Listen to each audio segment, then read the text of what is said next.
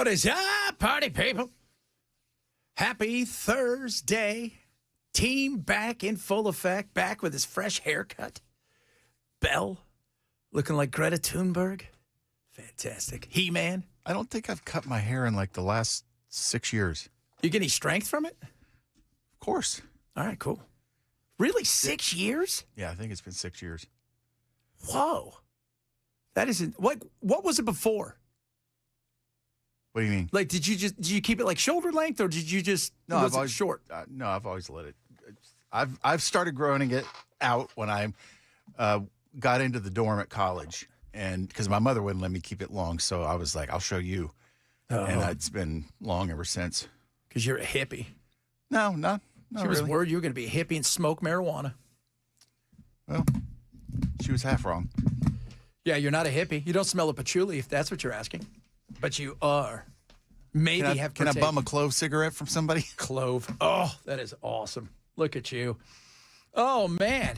We redistricted, kind of, sort of. We're looking at the map. Phenomenal map.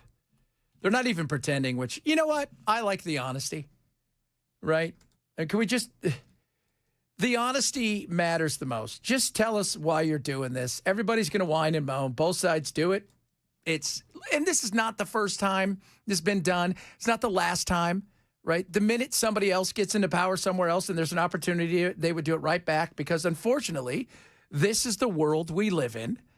And I continue to go back and say this over and over. At no point in time do you ever hear them say, well, it's going to be better for the people of X, Y, and Z. Memphis. It's going to be better for them. It's going to be better for the people of Nashville. It's going to be, no, they just say, hey, look, we just want more seats. Senator Ramesh Akbari of Memphis grilled Senator John Stevens, who helped redraw the state's map. Did you consider keeping Shelby County as a single community of interest?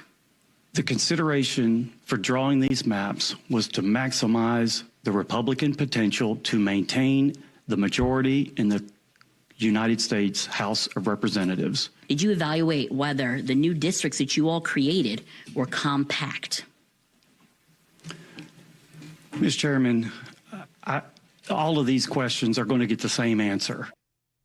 Yeah, we just wanted to do this and we could. You couldn't stop us, so there you go. And maybe the Supreme Court may make us redraw something, but you know, we're winning, so we got rid of that one place there. And there you go. Welcome to the modern world of politics. Who's next? Right? I mean,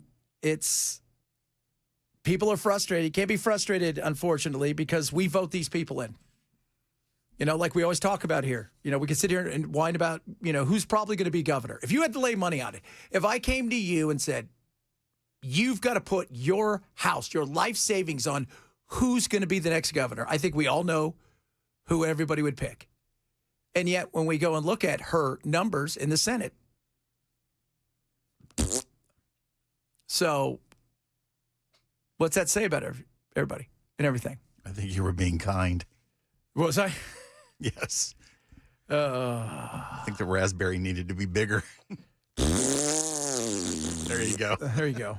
But it's when we continue to do that, but that's on us. That's on us, because we don't demand different. You know, we were just talking about Spencer Pratt. What does it take in a place like California where you have billions of dollars of waste, let alone fraud, just waste on stupid things, homeless people everywhere? It used to be when you were a kid, people would come and visit, and they always wanted to go by, you know, they had there's the Miracle Mile in LA, and then there was Skid Row. And it was an area. It was a small, confined area, and people would go, oh, that's Skid Row, named after, there's a band name. Said, hey, we should be called Skid Row. Now every place is Skid Row. When my friends are going, hey, I'm going to go to Hollywood. Don't. It's gross. It's disgusting. You're going to hate it. It smells like piss. It's nothing what you think it is. It is it's awful. Are you serious? Yeah, it's serious. Yeah, just don't. It's gnarly. Drive, you can see the sign from several different freeways and just keep moving. Go to other places. But finally, it took a fire and chaos for maybe there to be a mayor. And by the way, running for mayor in a place like L.A., first of all, do you know how much money they get paid? Insane. Secondly, it's supposed to be non-Republican or Democrat. We know what it is. But that's what it takes to maybe get something moved. In today's modern politics, it takes a disaster of epic proportions, potentially, like the burning down of half your city, to replace somebody. Because we just go, and put the same people in over and over again. And over and over again. Do I think this is going to make the people of Memphis and them upset? Yeah. Do I think it's going to make their lives any better? No. But they don't care about it. They said that. Look, we're just getting another seat. Okay. And they have, I mean, it should frustrate all of us, whether it's Republicans getting it done to them, Democrats getting it done to them. Still need to ask ourselves, are we getting everything that we should be demanding from these people? No, because if they can play the game, they're going to play it, do it, and they'll keep winning at the game because it's all about power. And the whole thing when they always talk about race, too. Oh, it's about race. No, the only colors that matter, there's three. There's red, there's blue, and there's green. That's it. It's not about black or white. Republicans would not care at all if the only way somebody could be a elected official is if all of the black people voted. You care? No. You care about, did they check the box for you? That's it. Because when they send in their vote, there's the ballot. The ballot doesn't put, I'm a black person. No, it's just here. But what do you get out of that? We'll see. We will see. It's going to be interesting. And again, as Ken and I said yesterday, it's wait till we get to the Supreme Court with all of these. They could be busy. They could be very, very, very, very busy. I mean, look at Louisiana. The minute they won in the Supreme Court, what'd they do? They're like, oh, we're stopping our primaries. We got to figure this out again because we've got a new opportunity here. So, oh, goodness me. Bell's back. Bell got trashed on the YouTube page yesterday, and he wasn't even here. Yeah, it was funny. I was actually watching before I went to my doctor's appointment, and somebody's ripping me a new one, and I'm just sitting there watching it at my house. I wasn't doing anything. But Bell's stupid. He didn't even know what he's doing. Because it had something to do with the cameras, because you got him walked out of the room, apparently, Ken, and the camera was still on you. And they're like, Bell's stupid, doesn't even know it. Bell wasn't even here. Wasn't even here. You can't. How gorgeous is it outside? It's beautiful. Oh, why? Is something going to happen? No, I thought we were getting you a window, bro. I would like that. I would love to see it. We could do that for you. I think, guys, we need to get, we'll get a sponsor. Like Bob makes windows or whatever, right? For the window. It'd be great. That's about the only way he's going to get a window. That's okay. Yeah, it's got to be that way. I worked at this small station in Yuba City, California. So like 40 minutes outside of Sacramento. I would do my overnight and production. I did the night shift on a country station. Then I did production. And then I would drive to this place where I did middays and production there. It was at a strip mall. And instead of having, like, we have our little studios, they just had little booths, but they were sliding glass doors, like for your backyard, because the guy did trade out. So it was like going to your backyard. Oh, baby, I tell you what. So war still going on. What war? It's a quagmire. Oh, yeah, you can't say quagmire. It is a, Giggity. what did he call it? An excursion. Giggity. Thank you very much, sir. I don't know what the memo, they're waiting to hear back what the memo is. And I don't know what the memo is going to be. So there was 14 points when I talked to my buddy who has seen it. And they've got some stuff that, of course, Iran's got some stuff because the whole thing is, how do you figure out because you've got to make it seem like you won. And then they're going to try to make it seem like they won. How do you do that? How do you do it where everybody wins? You don't. You can't. If you try to make everybody happy, guess who's happy? Nobody. Nobody. So we're going to talk about a little bit later. What does it actually entail? Is it a better deal? Is it a worse deal? I mean, you know, who are we trusting for the negotiations? Who's leading the show? I still have no idea who's leading it. Which is another thing, you know, that how do you trust whatever you're getting on a piece of paper is going to be real when all is said and done? And Are they still claiming to be talking to the Speaker of the Parliament? well, yeah. The foreign minister seems to be the one leading, and he's the guy that should. He's the guy that should be leading this thing. But who's he talking to that is going to say yes or no? Because you still have the Ayatollah, Electric Boogaloo, and you've got the IRGC. Who's doing what and who's doing who and who's leading what? And if he says something, do we believe them? Vice versa? How long has it been since the Ayatollah's been on TV?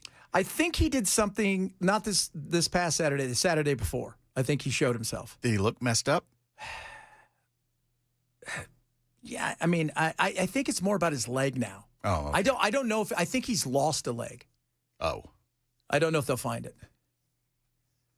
Probably not. I think, and that was during his dad when they killed his dad. yeah. He was Yeah. in the same meeting his dad was in. Yeah, he was in the same meeting his dad was in. So we will see. And gas prices, like Ken said, I know people get mad. They're not going down anytime soon.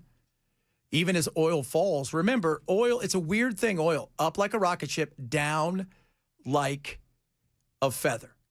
And a lot of what you're seeing in the trading world right now is where it's up and down really fast as any other. Remember, future prices are what you need to be looking at. It only gives you a smidge. It's what's it worth on the boat. And when you go to your local store, right, wherever it is, what did they pay for it? Underground. So if they paid, you know, whatever a gallon, you know, $2.75 or $3.50 for a gallon, even though oil they can get now and the gallon that they would be buying would be $2.50, well, they still have to sell the $3.50 stuff. And they got to make their rip, and then they've got to pay the taxes. So that's the issue. It's still the expensive gas in the ground, and it takes a while to recycle itself through. So that's hence the up like a rocket ship and down like a feather.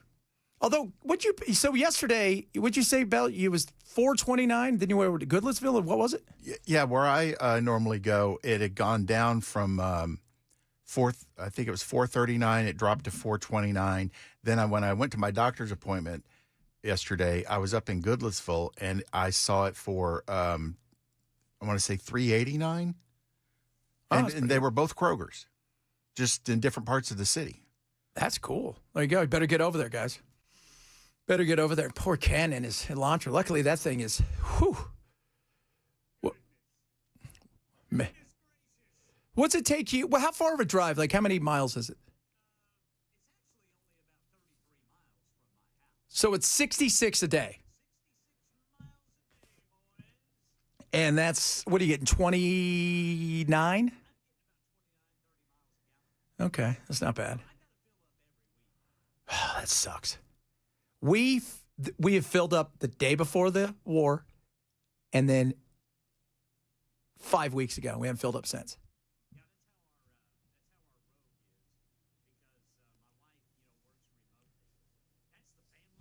Yeah. Oh, yeah. That's the one where we're all doing stuff together.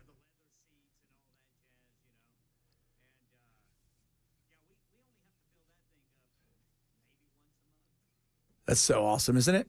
Like, that is awesome. Like, that is crazy. And every one of us is remembering, every one of us has had a car when you think about way back in the day. I used to have this old F-100 when I lived in Texas, 3 on the tree. It was awesome.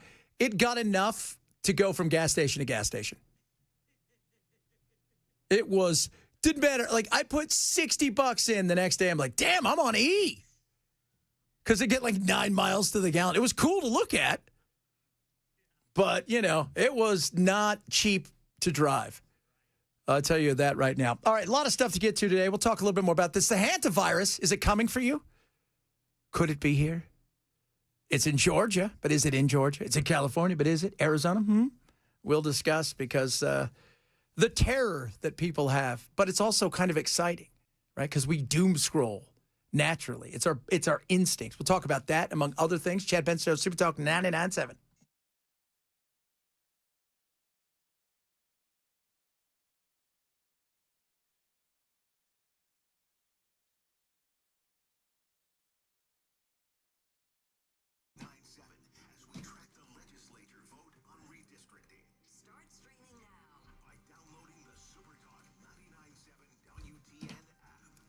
Bulwark Capital, ladies and gentlemen, absolutely awesome. Their webinar is coming up on 21st of this month. Now you're saying to yourself, what is it, Chad? Impact of energy on your retirement, on your investments, what energy does. Energy will drag the market in many different ways. You've got energy prices, in particular oil, and then you've got the Mag 7, which is the Magnificent 7. That's pretty much what's making the market roar the way it is. And right now, energy prices, they're doing all right. And could you be taking advantage of it? Should you have taken advantage of it? And what happens if things go the other way? Well, let them show you what it's all about. Their whole thing is risk management, Bulwark. Lower risk, lower cost, lower volatility, fundamental investing. What can they do for you? It's a free webinar, Impact of Energy. It is taking place 21st of this month, 3:30. It's 5:30 our time. I was just talking to the guys today. They do it earlier in the day over there, but it's 5:30 our time. It's live. You can ask them any questions you want, and trust me, you're going to want to attend this thing. If you care about retirement, you care about your investments, have my friends at Bulwark show you what it's all about. Sign up for it today at knowyourriskpodcast.com, KNOWRiskPodcast.com for Bulwark Capital's Impact of Energy webinar, Thursday, the 21st. Investment advisory service offered through Trek Financial LLC, an SEC-registered investment advisor. Investment for risk, not a guarantee. Past performance, not guarantee future results. Check 2695.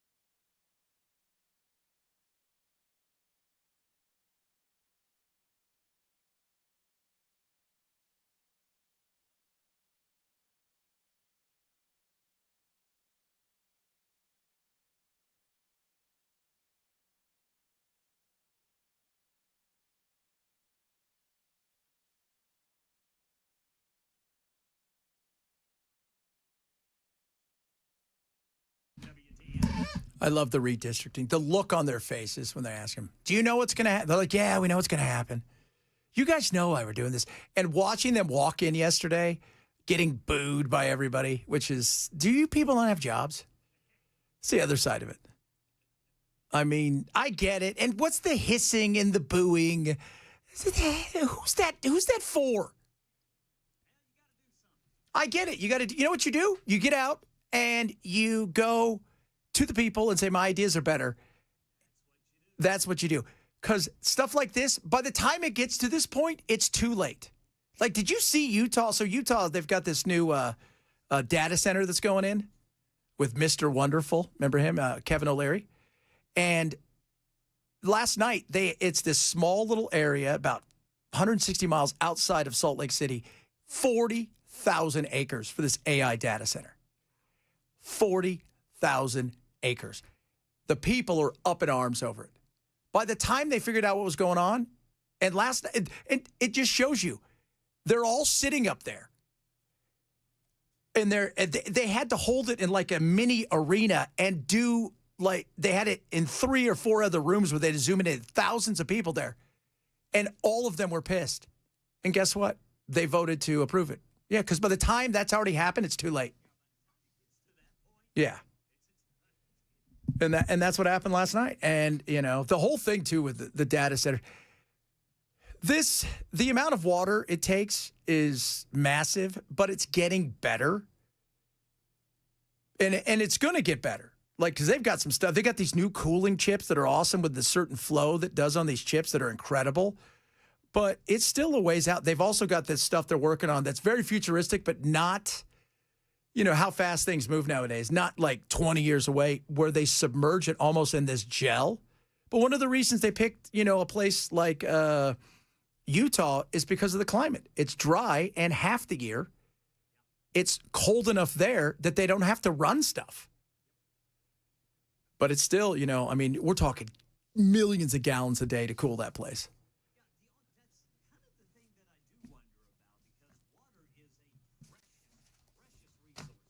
Yes, yes. I mean, they have, because of the Colorado River and water is, it only takes a couple months of no rain in certain places and boom, it's drought. And that is a big resource. And the way that, you know, who controls the Colorado River this way or that way, or, oh my God, in California, like there's a smelt. Nobody can have water. But nobody's going away from the AI. We're not going to. Hell yeah, it's here. I use it every day. It's awesome. There you go. I know. This is even us. We've all gone home. These are just AI people. I like that. I like that. Don't give it a name. I accidentally said sunshine to mine. Oh, well, thanks, sunshine. Now it calls me sunshine. I'm like, yes. I saw a video over the last week, and that Musk already has some kind of power plant here in Tennessee. Yeah, he's got a power plant here. I think it runs on gas, natural gas. What's it for? Is that part of his AI development? The expansion of the AI. Okay. Everywhere is going to be. It's and the funny thing is, everybody recognizes it's like anything else. We all recognize it. We're fine with it as long as it's not in our backyard, right? If it's not in our backyard, great. Because all those people that were there last night pissed and angry. Yeah, but are you going to stop using the internet and AI? No. You just don't want it next door to you, which is, I understand that. Nobody wants a power plant or a refinery or a giant AI thing. But it is. And the data center, too. The big thing about what the data center is going to bring in a gazillion. It's not bringing. As they build it, it'll have a lot of jobs to it. But then to maintain it, nothing. And now that they're maintaining themselves, it's even getting creepier.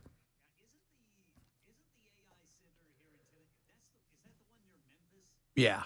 I think that's one near Memphis. So, yeah. And then the one where they're trying to take the, the farmers here, you know, the TVA and everything. You've got all of that. You had the people in Kentucky got offered a ton of money and they said no. So nobody wants it in their backyard, but everybody wants the benefits of it. So, There you go. Welcome to the world we live in. I like. So, ladies and gentlemen, when we come back, what kind of mask do I need to wear to keep the deer mouse from pooping on my face? What? Yeah, we're going to talk about the hantavirus. My wife's obsessed with this, so I had to do a lot of research on it. So we're going to talk about the Andes version of the hantavirus. Chad Benson Show, Super Talk 99.7.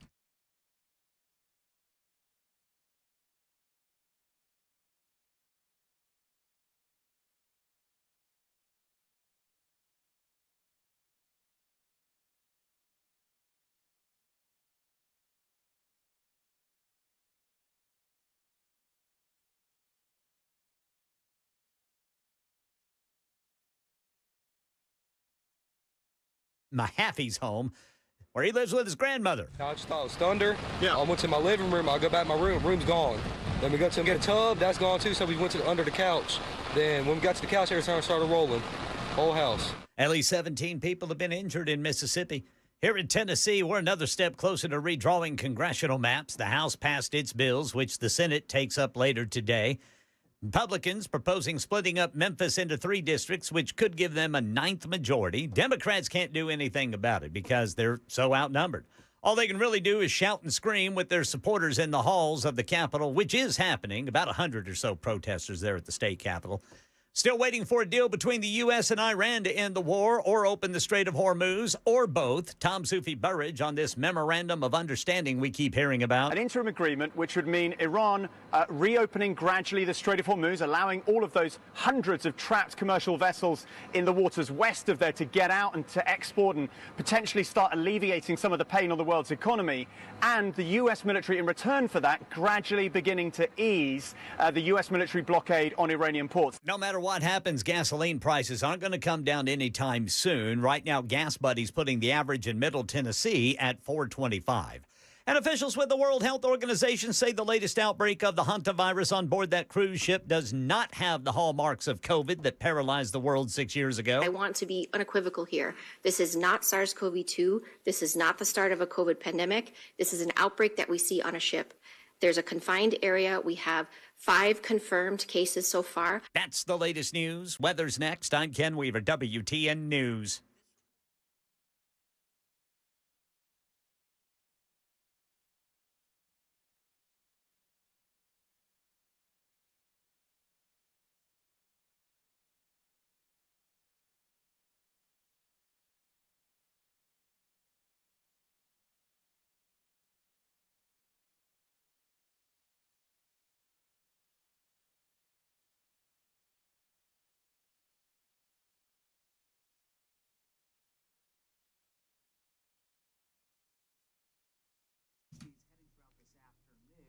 Skies should remain clear as we head throughout this evening as well, and especially tonight. That'll allow temperatures to really cool down as we're expecting overnight lows down into the 40s.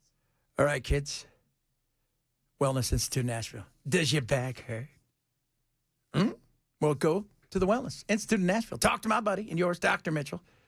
My doctor should be your doctor, soon to be my wife's doctor. She's through her back out. She's getting ready to go over there. And I'll tell you what, nobody does it better. Go to painisbad.com or call 615-246-5009. Right now, epic special. $33 off each visit. We're talking no surgeries, no injections, no painkillers, none of that. And the best in technology along with Dr. Mitchell. Like the futuristic and amazing healing machine that massages your body while doing full body lasers using red light, including near infrared. It also adds stem cell stimulation for tissue regeneration, uses photons, wavelengths, the ultimate in healing, the hydrowave, you name it, they've got it. And the giant Chewbacca as well. Get over there and see Dr. Mitchell now. Get yourself feeling better. Save $33 off each visit. Go to painisbad.com, painisbad.com, or call 615-246-5009 for the Wellness Institute in Nashville.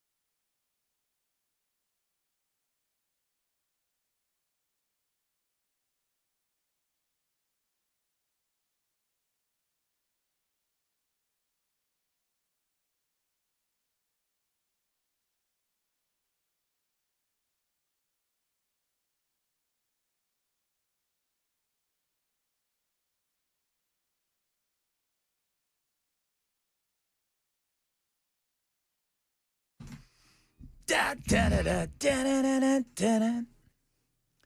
So, the hantavirus. You don't want to catch it. Do you know what there's 50 plus hantaviruses all over. You got the old world, China, the Chinese, they've got it, of course, you figure. The Finns, they've got it as well. Russia has it, parts of Europe, not all of it. And then you've got the new world. You've got us, Canada, Chile, and Argentina. And as we talked about yesterday, you do not want to go bird watching because it's stupid. And birds aren't real, as Chris pointed out earlier. And you have to go into the woods. And what happens? When you go into the Andes, you get this. This one is super nasty. There's no,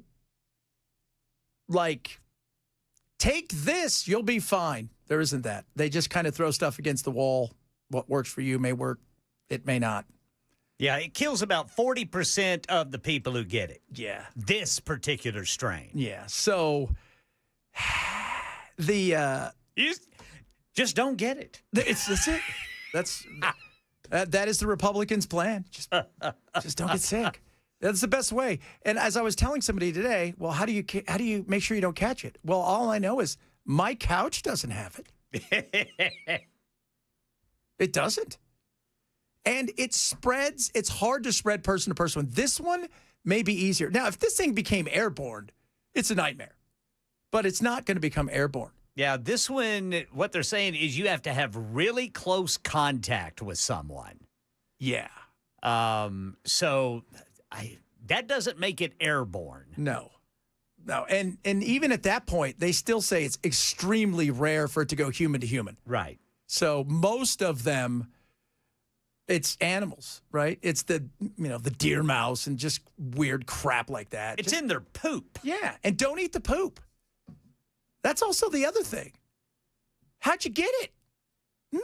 Because everybody thought, because we always joke about, let's be real. When you think of a Carnival cruise, you think, oh, that's chaos and crazy. I don't want to be here. But when you think of any cruise, it's the norovirus, right? Everybody's. Yes. They didn't catch it there. They caught it in bird watching, which is, again, not a good way to go. Yeah, who knows, man? They might have, you're out there in the woods or the jungle or whatever. You put your hand down to steady yourself. Who knows what you put your hand on? And then you rub your face. Yep. And then the close contact, maybe you take a bite of your wife's sandwich or vice versa. Kiss. There you go. But it's so hard for it to go human to human, which is good. We don't want it to make it easy. No, sir. But 40%, and when you go and look at how they treat it, they'll intubate you. It's kind of like COVID at the beginning when nobody knew. They were just throwing things against the wall.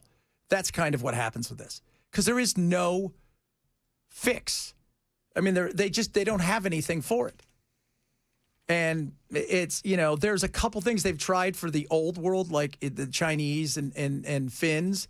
But for the most part, it's if you're healthy, if you don't have any comorbidities and you're healthy, you've got a decent shot. But if you have any comorbidities and you're elderly and you start to show, because some people get it, they won't show anything. They'll be asymptomatic. But once you start to show, get ready for the battle.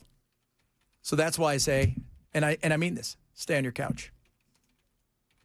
Stay on your couch. I checked my couch today. You know what's not there? Mice. My daughter was there. That was it. I was watching a commercial for Fear Factor because they brought Fear Factor back. And they're doing a challenge. You know what the challenge is? Could you stay up for 2 nights straight? I'm all, Charlie and I could both do that. 2 nights straight, we'll work out. We'll drive you guys crazy.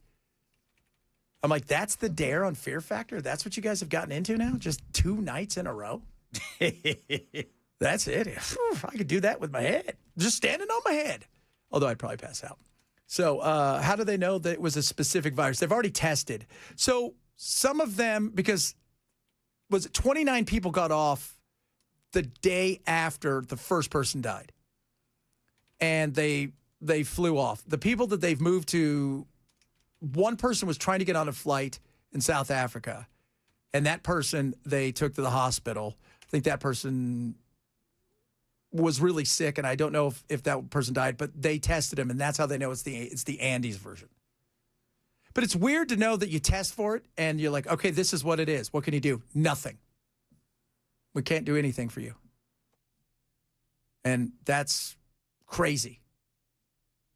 So, but we automatically go to the psychology of, it's like a shark attack. Well, how many of them really happen? You go and look every year. So, I mean, they're more frequent, but it's still minute. Plane crashes. And I'm talking about massive 740s, well, 777s and 7. Those things are rare. And they happen. And right now there are thousands of cruise ships and people on board floating around doing, and you know, outside of the norovirus, rarely do you have to worry about something like this. But I understand why people would feel that way because of what happened, you know. But then the fact that the World Health Organization comes out, because my first thought is, how much toilet paper are people going to buy for this respiratory infection? To this day, that still amazes me. All the people going out and buying all the toilet paper. It's like, I got a chest cold. I need some toilet paper. It was the weirdest thing to go and hoard. Yeah, it was. Yeah. I remember the footage of, like, people absolutely losing their minds. Like, with two grocery carts full of toilet paper. And what was they get the liquid that they can put on their hands, always. Yeah, the antiseptic stuff and whatnot. Yeah, just in case. I forgot what we called that. Oh, God, it was everywhere. Big jugs of it. Those people made a lot of money. There were companies that were switching over to making that because they basically got shut down by COVID. Big hand sanitizer. Yes. And do you remember people, too, went out and started making money because they just go buy all kinds of stuff? And you're like, I get why they're hoarding. They're hoarding toilet paper. Break into this place and take it. I'm like, why are people hoarding? It's a visceral reaction that you go to the bathroom and there's no toilet paper. And so people probably are still living on the toilet paper they bought all those years ago. It was. And do you remember you walk down the line and then they would say, 2 rolls per family. Yeah. Yeah. My God. Again, I was You had arrows pointing which way you're supposed to walk. That was. And then when they open up the restaurants, it's like, okay. Yeah, keep your mask on until you get seated. And then you can take it off and talk and chew and talk to your friends and do everything else. And then when you're going to go to the bathroom, put your mask back on. I had a mask that said placebo on the front of it.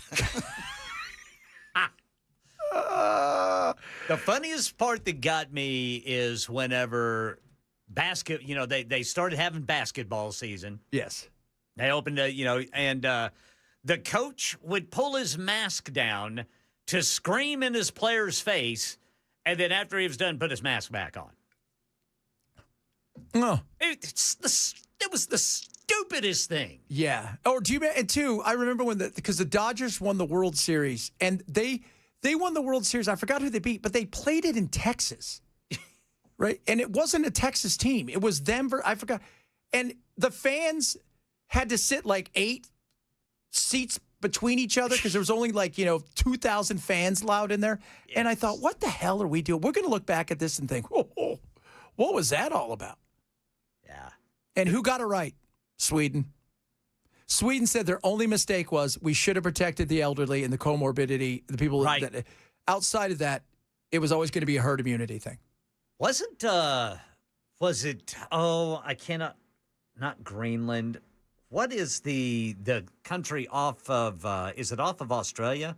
New Zealand? New Zealand? Yeah. New Zealand, I don't think, had any cases. Yeah, they cut it down because they stopped anybody from coming in. Right. And they closed. And you could do that when you're on a little island like that. Sure, you can do that, yeah. But, the big issue was, China lied. Right, let's not forget, China's like, oh. Bat droppings. Yeah. Somebody ate a pangolin. Really? Is that what happened? First of all, weird. They were in there, and there was every month there was a new animal. Right? It was a fox wolf bat nugget. You're like, what? It was an eel monkey. Every year they came up with something new all the time. But they allowed people to leave the country and didn't tell anybody until it was too late. Why did you do that? Why did you allow people to leave the country? You should never have done that. At that point in time, you should have closed it up and gone from there. But they allowed everybody to leave. And remember, they were saying, this is the last train out of Wuhan. And you're like, those people shouldn't be coming over here. And you lied. Right.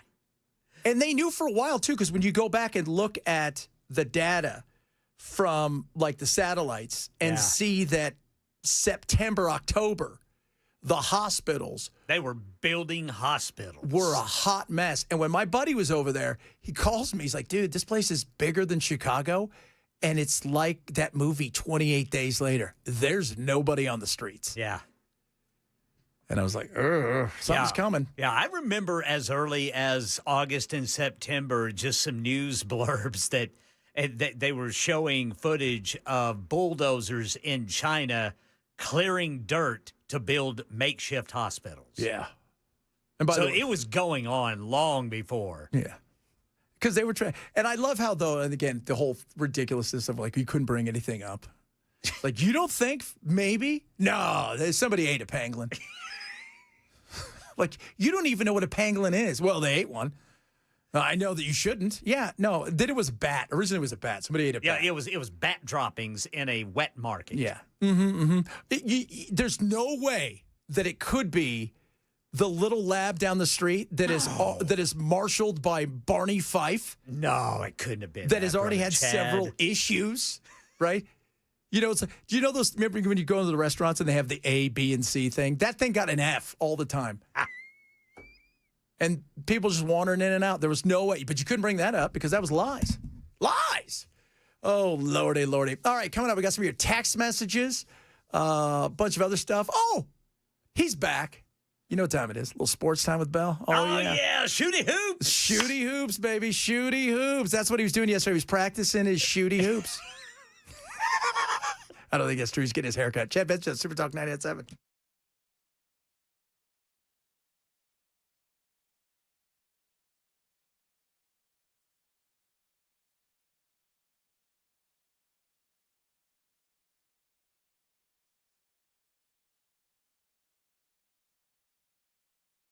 Even after Democrats tried every level of lawfare to destroy him. The Matt Murphy Show, weekdays 3 to 7. And streaming on the Super Talk 99.7 WTN app. Relief Factor is awesome. Get your independence with the Relief Factor. You're sick and tired of being, I don't know, in pain. Your joints hurt, your ankles hurt, your knees, all this kind of stuff. You got the muscles that are sore. Why? Inflammation is nasty. And that's a huge issue.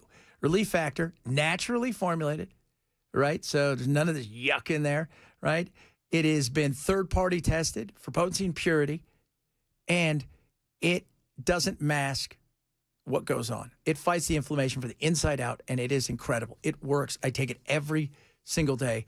You will feel the difference. If you want to walk better, if you want to feel better, if you don't want to wake up always with aches and pains, try Relief Factor and feel the difference. Get yourself back to doing what you love to do, which is just living life without that pain. Go to ReliefFactor.com and get a 3-week quick start now for just $19.95. That's ReliefFactor.com or call 800-4RELIEF. 800, the number 4RELIEF for Relief Factor.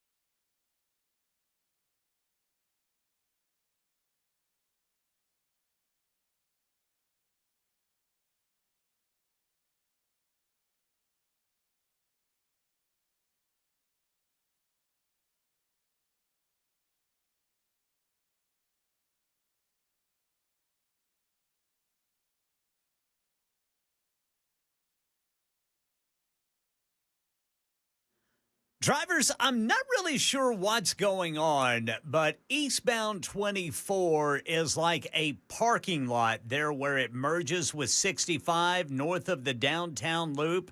And then both eastbound 24 and southbound 65 there. I mean, it is bumper to bumper, and it is stop and go brake tapping there. Multiple tornadoes reported in the South last night, and we are just a Senate vote away from sending new congressional maps to the governor to sign coming up at 1 on Super Talk 99.7 WTN. He wasn't here yesterday, and we thank RJ for trying to do his best with sports, but nobody, and I mean nobody, does it better. No, sir.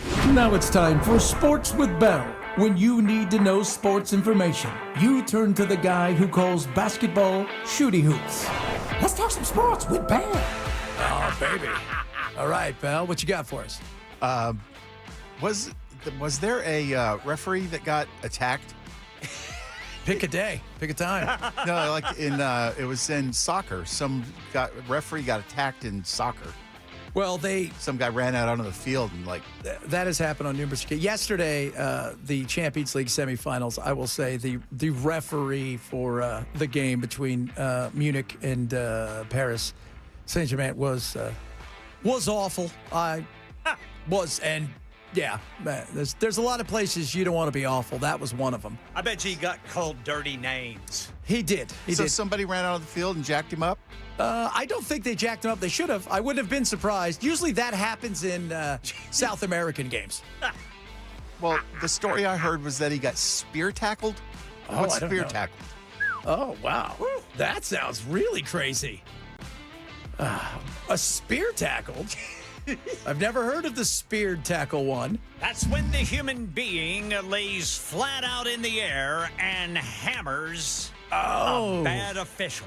Oh, okay. Oh, yes. Gerard Piqué, he got suspended 6 games. What is spear tackling, though? I don't know what that is. For minor violent behavior. Minor? Yeah. Well, yeah, it's minor. He did, what did he tackle him? That's what it said. That's what Brother Bilal says. I've never heard of a spear tackle. I gotta look that up. I don't know. What is spear tackle? So I actually Piqué told the match official, you should leave the stadium with an escort so they don't, so you don't get attacked. But he already been attacked. Well, that happens every once in a great while. This was Europeans are nuts. Yeah, they can be. All right. Spear tackling is a dangerous and illegal tackling technique in several contact sports, especially American football. Yeah, when you get speared. Rugby and professional wrestling. Wrestling. But I would say spear tackle, you would attack somebody with your, where you try to take them out, their legs with your legs. Like try to break their ankles. Yeah, but, it basically you're leading with your head. Yeah. You don't want to do that. And here's the thing about soccer players. They know how to use their heads because you can use it to advance the ball. Correct. So don't do that, guys. And you don't want to be spear tackled by a guy who's nuts and or somebody who comes out of the crowd because they've lost money and they're part of the ultras, which usually means you're part of some sort of mob affiliation. You don't want that, kids. Coming up, good stuff on the way. Like, talk a little bit about Iran. Got some of your text messages. Some of you are still mad at me for whatever reason. I have no idea, but we'll talk about it. Chad Benso, Super Talk 997.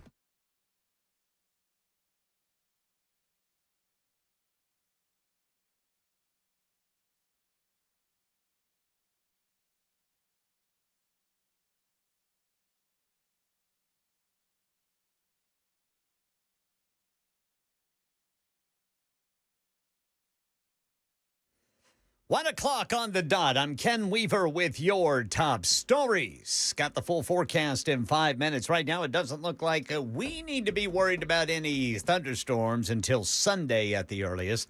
But multiple tornadoes reported in the South overnight, causing extensive damage and injury. ABC's Faith Abube is in hard-hit Purvis, Mississippi. Several homes with their roofs lifted clean off. Hundreds of structures damaged with injuries reported. One man was looking outside and he said it's coming. We just started praying. The congregation of the Coaltown Baptist Church was just about to start service when the sirens began. We didn't realize at the time that the roof was gone. The fellowship hall destroyed, the steeple torn from the roof, now lying in the parking lot. Thankfully, the pastor says everyone is okay. Right now in Tennessee, just a Senate vote away from sending bills already passed in the House to the governor that breaks up Memphis into 3 congressional districts, which could give Republicans all of the state's congressional districts. Channel 4's Stacey Cameron tells what happens once Governor Lee signs it. There will be new congressional maps in Tennessee. There will be an election set. The interesting thing that comes out of this is anyone who is now choosing to run or their district has been moved, they will have just 10 days to qualify. If their district has been moved, if the borders to their district and they are now previously in District 5 and they're now in 9, they will have 10 days to qualify to get on that ballot. If they met the March 10th deadline for the original ballots and they're still in that same district, they're okay. The parties then after that 10-day period will have an additional 2 days to determine that they are a bona fide candidate to put that on. Yeah, and no matter what happens, expect lawsuits. Democrats are powerless to stop this. They've got about 100 protesters yelling and chanting in the halls of the state capitol right now, but that's about all they can do. We keep waiting for a deal between the U.S. and Iran that stops the war and opens the Strait of Hormuz, or both. Whatever happens, gas prices aren't going down anytime soon, according to all of the experts you hear from. Brian Clark tells us what's going up in price. The war in Iran has caused a recession-level industry decline in the U.S., according to appliance giant Whirlpool, which announced a further price increase. The owner of Maytag and KitchenAid last month increased prices by 10% and now says it will boost by another 4% in July. Whirlpool CEO says the company's well-positioned to deal with tariffs because of its American manufacturing. And by the way, gas prices, Gas Buddy is putting the average price per gallon in Middle Tennessee right now at $4.25. That's the latest news. Weather is next. I'm Ken Weaver, WTN News.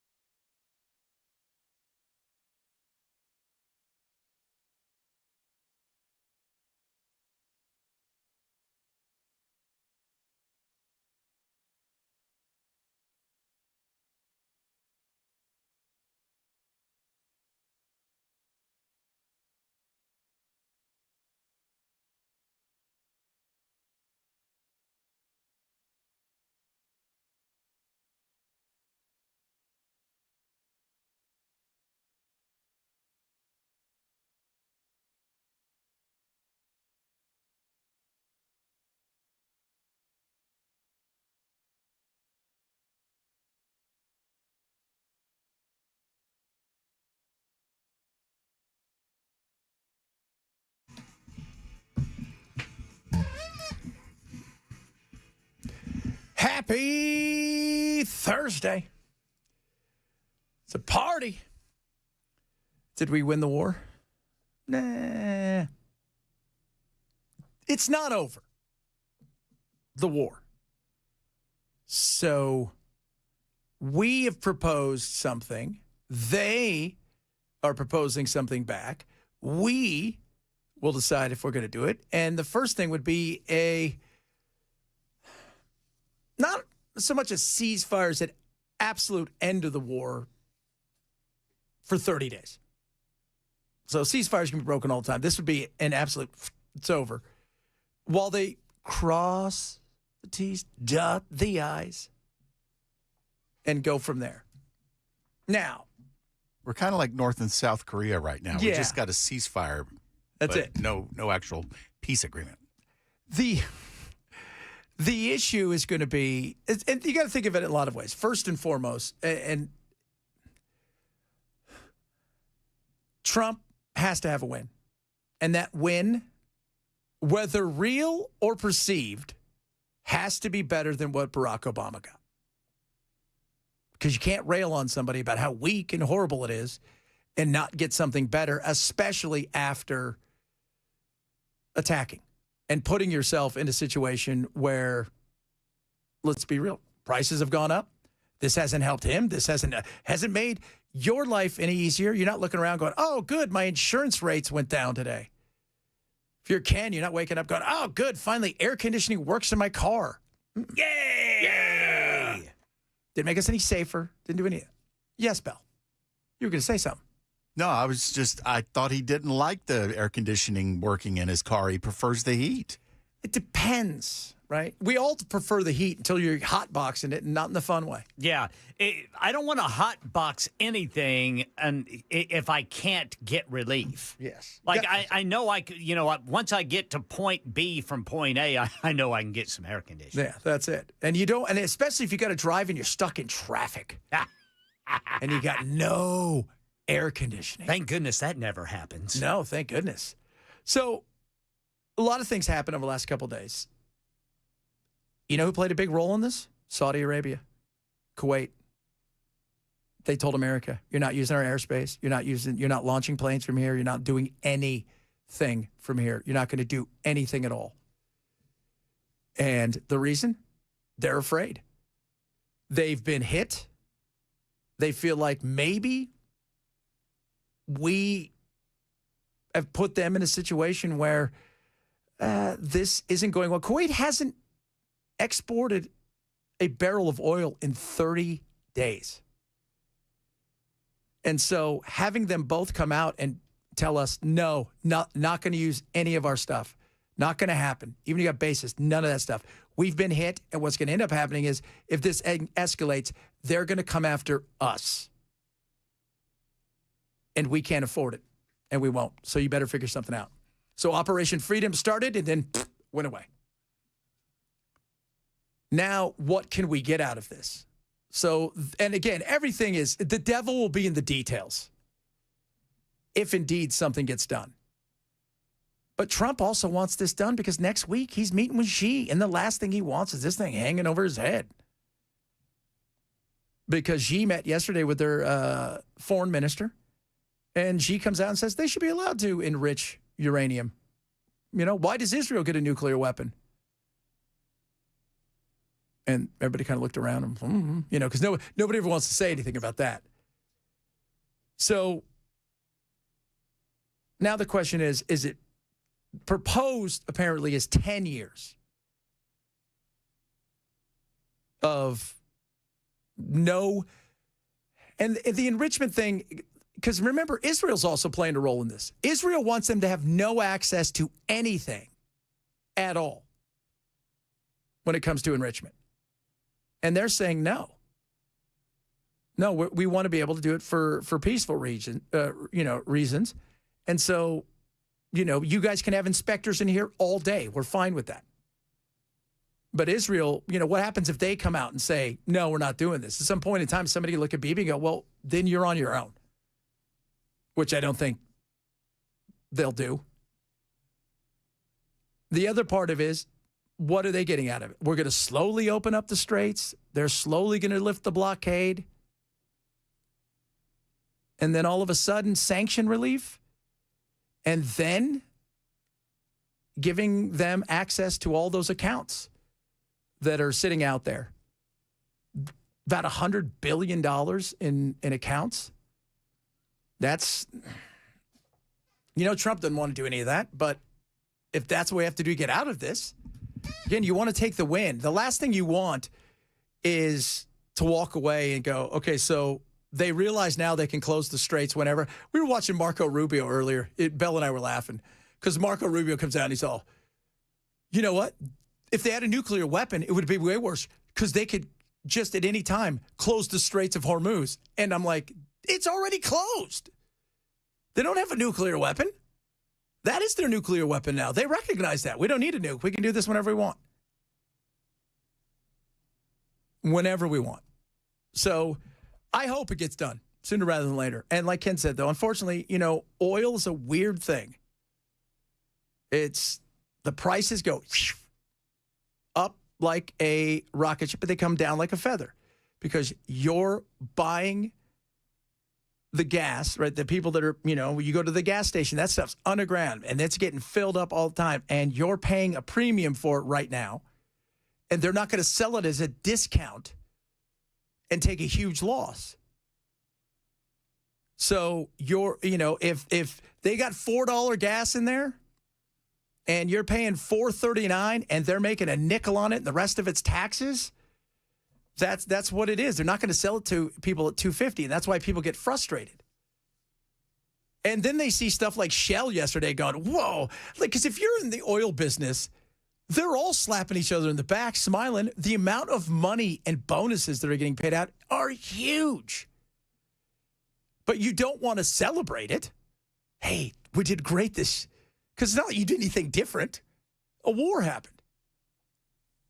And the money, man, I tell you what, they're making so much money right now. So much money. Shell yesterday, I think the report is, which is just $7 billion in profit. That is profit, by the way. That's profit. Double the previous quarter. And then you go and look at the European nations and several others. The amount of money they're making is hand over fist. And that's why people look and go, why is gas so high? Because these independent places, right, they're paying for that stuff. It gets refined, it costs a ton. And then people keep going, well, what about, because I got several of you yesterday hit up and said, hey, what about Venezuela? Venezuelan oil is nasty. It is heavy. It's very dirty, and it's used for a lot of other things. Very little actual gas comes out of it. A lot of what they use it for is because you have to refine it in a certain way, and we've got those in Florida, but then you have to add certain things to it. So it's used in a lot of other products more than it is in, our cars. So God willing, this thing gets done sooner rather than later, but at any given time, it could fall apart, and then they're back at it, which would be awful. But I don't, like Ken said, I don't expect this thing to go down anytime soon. I think, I'm not saying the oil might not come down, but I'm thinking, I don't think it's going to go to $5. If it goes to $5, it's because we went back in there and started bombing again, and that was it.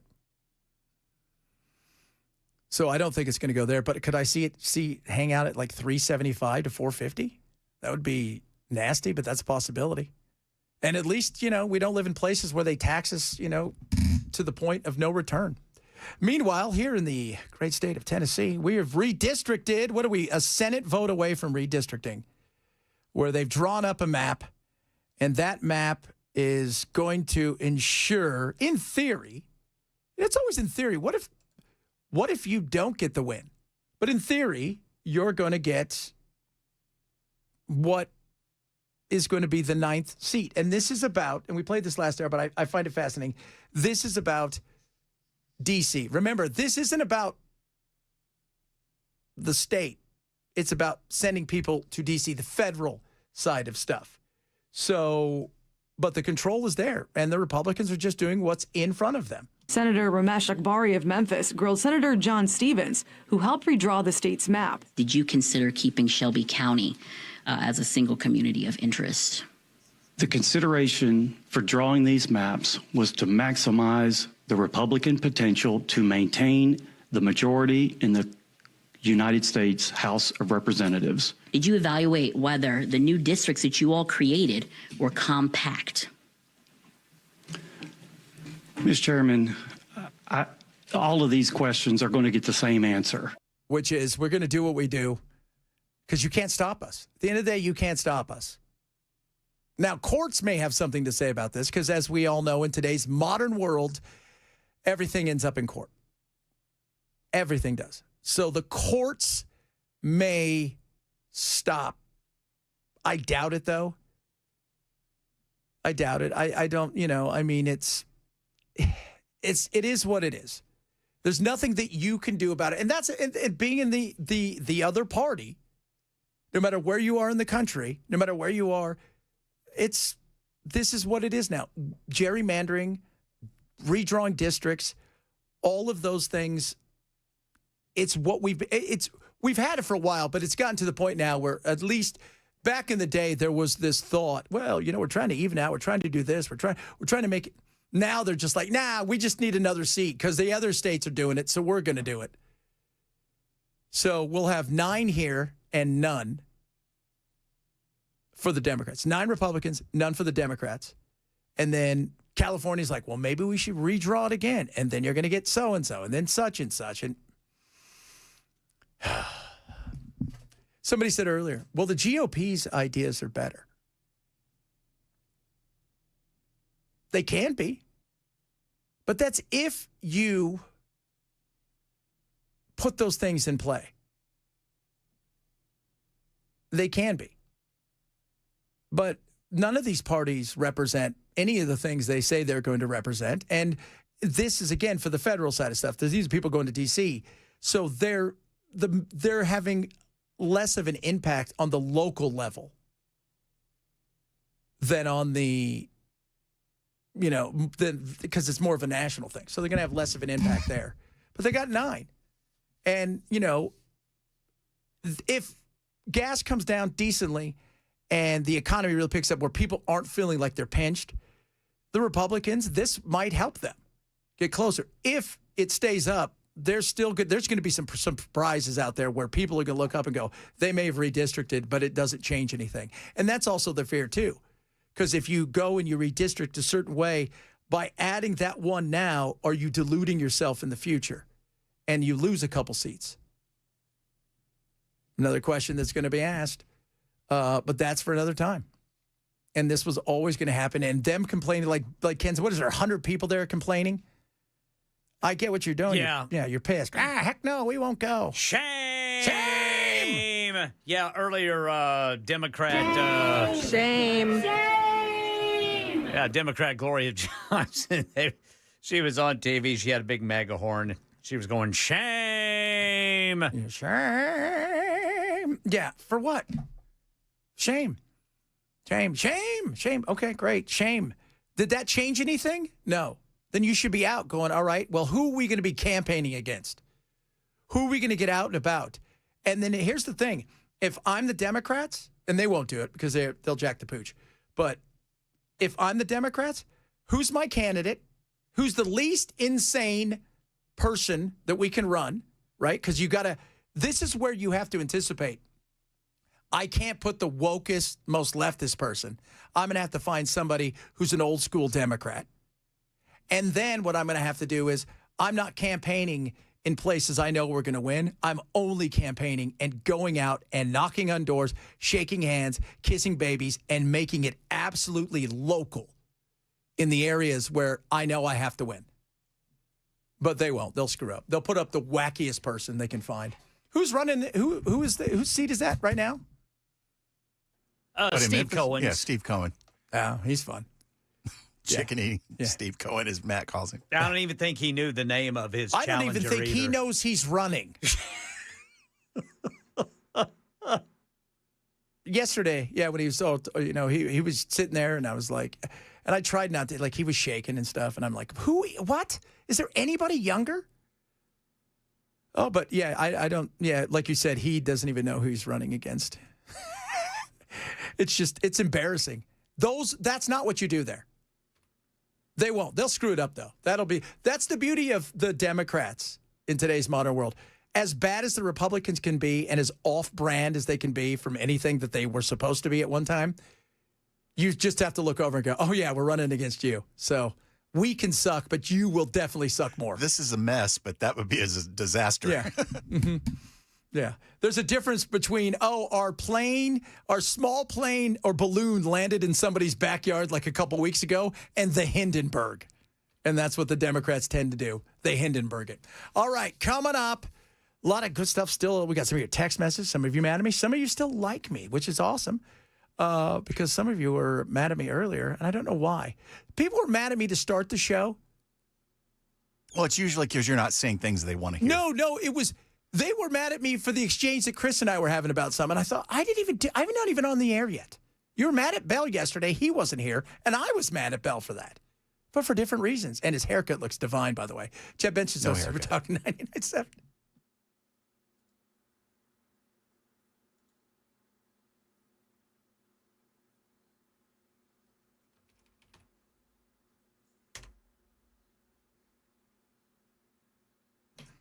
Bulwark Capital. You see what energy can do? It's chaos. It's crazy. It is. Those markets are awesome when you understand them. When you don't, they can eat you alive. But when you understand them and you're in the right position, they drag everything around. So I want you to talk to my friends over there at Bulwark Capital.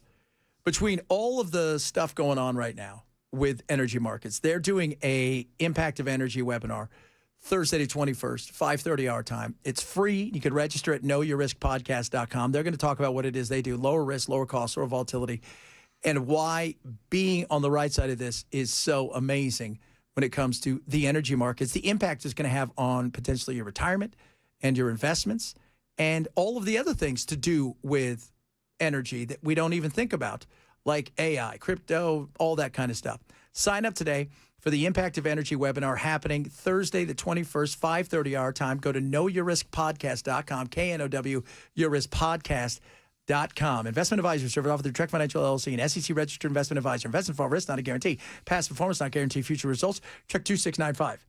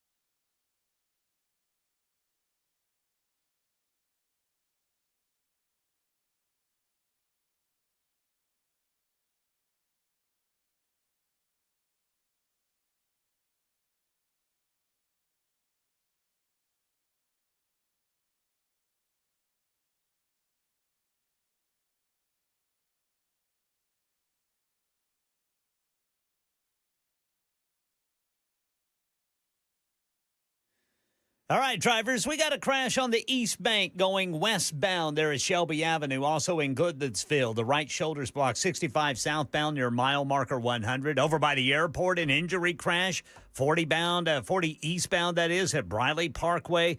Then at the southeast split, a crash, Murfreesboro Pike at 24 in Spence Lane. Mississippi hammered by tornadoes. Democrats hammered by Republicans in the state capitol. We'll tell you about it at 1:30 on Super Talk 99.7 WTN.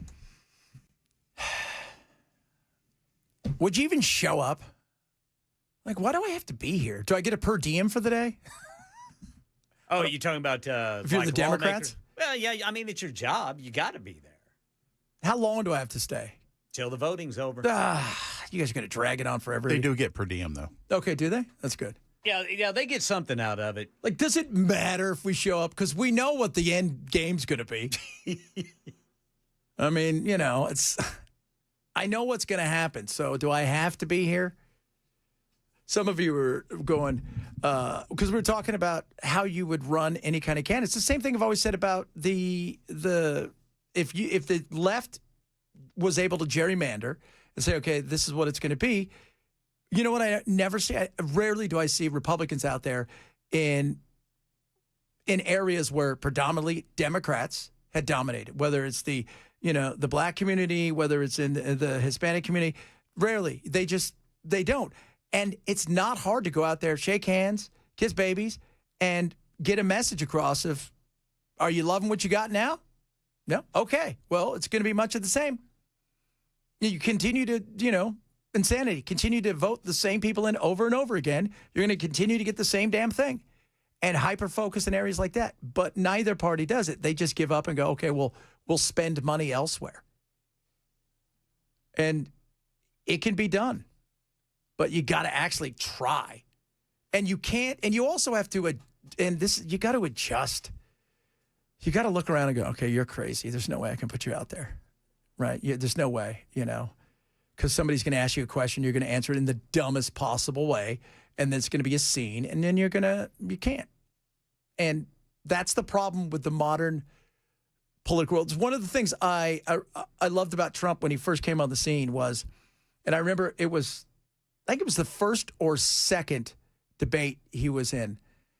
And he said, what I don't like about government is when you guys do something wrong and it starts to go sideways, you hem, you haw, you don't do anything about it, you never pivot, and it gets away from you. He goes, in business, you don't have that luxury. I mean, he's now a politician, but I'm like, that's true. Business is there to make money. Business is there to be run efficient, and businesses that are able to adapt early and have forward thought process rather than reactionary, they'll do better. And if I'm the Democrats, I have a strategy. They have no strategy. Republicans in other states and California stuff, very little strategy. If I was a Republican in a place like California, I would run as a independent and talk nothing about any of the stuff, because everybody's going to bring up Trump. I don't want to talk about Trump. Throw everything back in their face. But neither party will, because they all toe the line. And then that's why they end up sucking so bad. And we get stuck with for the most part, the leftovers. Not that I don't like leftovers, because I do. But not these kind of leftovers. All right, coming up, man. Did you see the letter of supposedly Epstein's suicide letter? I saw an article about it, but I didn't even bother to read it because I just figured you couldn't read it. Yeah, it's like, I'm thinking maybe he didn't write that. This whole thing is a disaster. It is absolutely. Yeah. So absolute disaster. Okay, so all of a sudden there's a suicide note. Yes. Well, didn't they find it like stuck up under the mattress or something? Yeah. What was it? His cellie had it, or the guy that was there the day before? Something like that. It's such crap. And, then you had Howard Lutkin yesterday was how he's not fired or how he isn't resigned is beyond me. But that was a disaster, too. behind closed doors. And the Republicans came out and they're like, well, I think some of the stuff that he tried to talk about, everybody's saying, and they're going to release the transcripts because they're not going to release it in the video because it's going to look worse. So we'll talk a bit about that as well. It is, that thing's not going anywhere. It's just not. No matter how hard they want to make it try, please have it go somewhere. It's just not going anywhere. So we'll talk a bit about that, among other things. Chad Benson Show, Super Tough, 99.7.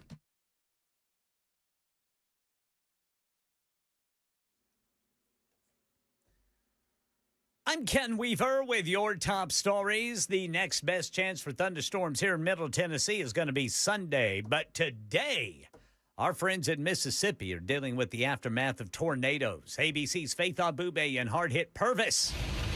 Tornadoes devastating Mississippi. At least 17 injuries reported. That's a huge wedge. What appears to be a massive wedge tornado south of Bude, about 80 miles outside of Jackson. To the east in Purvis, the view from the sky harrowing. Several homes with their roofs lifted clean off. Hundreds of structures damaged with injuries reported. Right now in Middle Tennessee, Democrats and about 100 of their supporters powerless to stop Republicans from drawing new congressional maps to give Republicans a ninth majority to strengthen their hold on the U.S. House by splitting Memphis into 3 districts. But those Democrats and those protesters are yelling and chanting just the same. They're in the hallways. The House has passed all of its bills. And News 2, I just saw a blurb, says that the Senate has. So the special session is adjourned, according to News 2. Now it's just up to the governor to sign this legislation and redraw those maps. We keep waiting for a deal between the U.S. and Iran to end the war and reopen the Strait of Hormuz, or both. Right now in Georgia, the state is monitoring 2 people who were on that hantavirus cruise ship, worried about it spreading. The death toll from that outbreak on the ship is 3. Others have contracted the virus. They're getting treatment. You don't need a mask, but you may want to wear gloves as you work in the garden this summer here in the Southeast. ABC's Jim Ryan says an insect with a nasty reputation and an even nastier sting may be lurking in your yard. The Asian needle ant was first detected in the U.S. in the 1930s and has now spread to nearly 24 states, from Florida to Arkansas to New York. Its sting is extremely painful, potentially deadly if you're allergic. The good news is they're not terribly aggressive like the fire ant. Scott Baker of the Virginia Cooperative Extension. But they do enact a very painful sting if people interact with them. Experts say the needle ant doesn't go into homes, but stays outside. Jim Ryan, ABC News. Yeah, at least it stays outside. That's the latest news. Weather's next. I'm Ken Weaver, WTN News.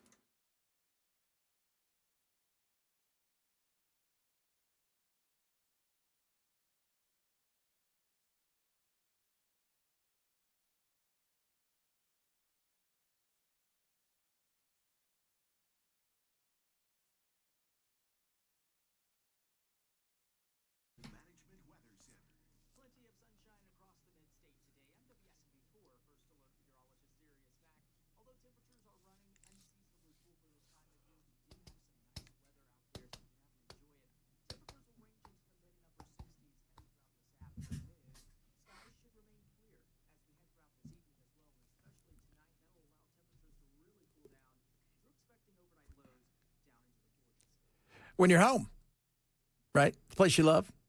You need some comfort, right? Some issues going on there. Who do you call? Busy Bee, period. Case closed. Right now, take advantage of the special financing on new HVAC systems. Up to 12 months, no payments, no interest, no prepayment penalty, and approvals vary by credit. And here's another sweet deal.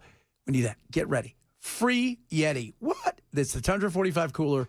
Now, this is when you install a 17 SEER or higher efficiency HVAC unit. And if you want healthier air, and who doesn't, the Healthy Hive exclusive gives you electronic air cleaner with a whole home UV system, regularly $2,800. Right now, just $2,299 installed. Plus, BizEV is going to handle the TVA rebates for you. You're going to get $800 back on the mini split systems, $500 to $800 on heat pump systems, and even a $50 rebate on AC tune-ups. And if you need plumbing help, they've got you covered. You're going to save up to $300 on a whole home drain repipes, $500 on water distribution repipes. It's BizEV. They're the best around. Call them today, 615-775-7833, or online at BizEVHVAC.com.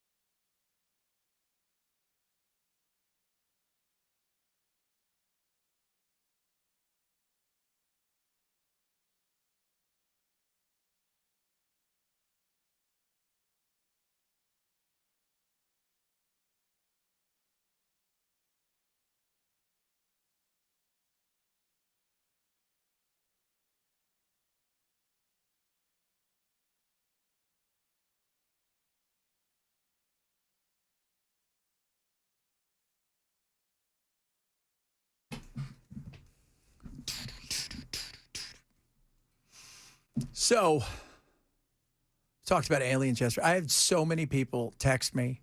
So many people hit me up, DM me about the aliens. Everybody wants to put their 2 cents in. Bell, you weren't here yesterday, but aliens. So Yeah, I saw the title of the show. Yeah, so more people are coming out and talking about it. This was the first person to talk about it. I did this on my national show, I think 4 weeks ago or so, where this guy was, this wasn't the story. But this guy was ahead of the game. Church leaders need to prepare now for when alien disclosure hits. And it's not a matter of if, but when. And how it comes down and how much is revealed is still yet to be seen. However, what's going to happen is people are going to branch off into one of 4 ways of dealing with this. You're going to have people that are fearful, that are panic, that don't have trust in God, that go to extreme measures in order to protect themselves and isolate them from other people. And they will also use that fear to be further propelled into the media cycle, which will draw them into more knowledge, which will keep them bound into that fear mindset.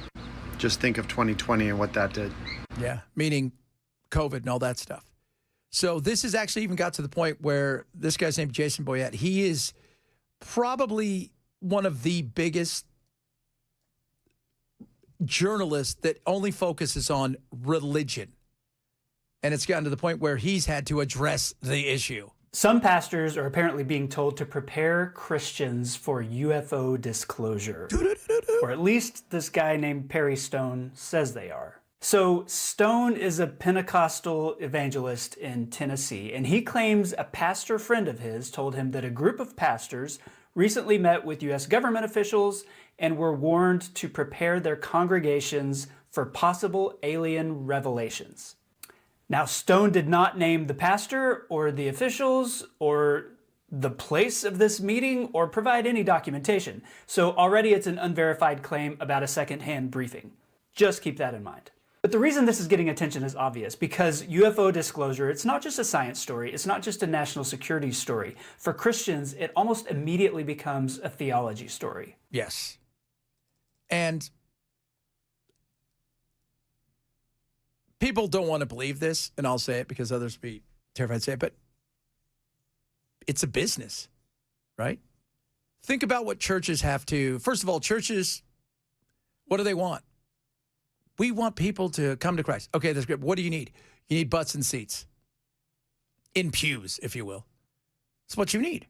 And not only are you competing with the world of 12 different churches on the street. Oh, you could be Baptist. You could be a Methodist. You could be this. You could be that. You're competing with social media. You're competing with all of the other things. And then there's this situation popping out of nowhere. And how do you approach that? Because what we've been told, but the whole thing about, what's his name, Perry Stone, who, even Ken comes up because, that guy's from, I'm like, I know he's from Tennessee. But he's not the only one. There's several others now that have come out and said, yeah, there was a meeting of some sort. But the thought of how do you prepare yourself for the potential of what if? Because you've got a congregation. You got a chance to talk to your flock. And how are you going to present it if they're coming here and saying, now, we're the gods who put you here. We made all that stuff up to see, for whatever reason. We're the ones who seeded you because that's what they're saying. So you have to prepare your flock for.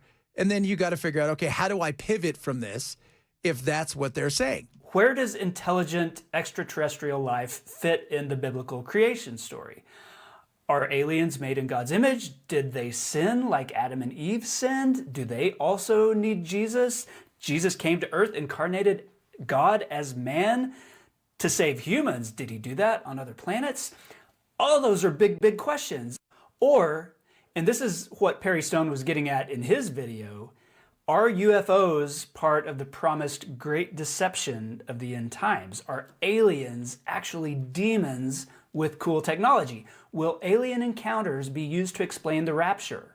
That last set of questions, that's what gets Perry Stone excited as a pastor. And that tells you something important. Some Christians are not waiting for UFO news to arrive and challenge their theology. They are already absorbing the existence of aliens into their theology. Because if your church already has a supernatural explanation for everything, then you can't allow extraterrestrial life to introduce some kind of mystery. It has to have an easy explanation too. Demons. Otherwise, it raises some really big questions about your faith.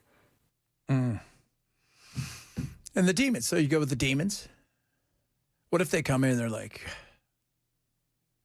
yeah, it's the space Mormons. They got it right.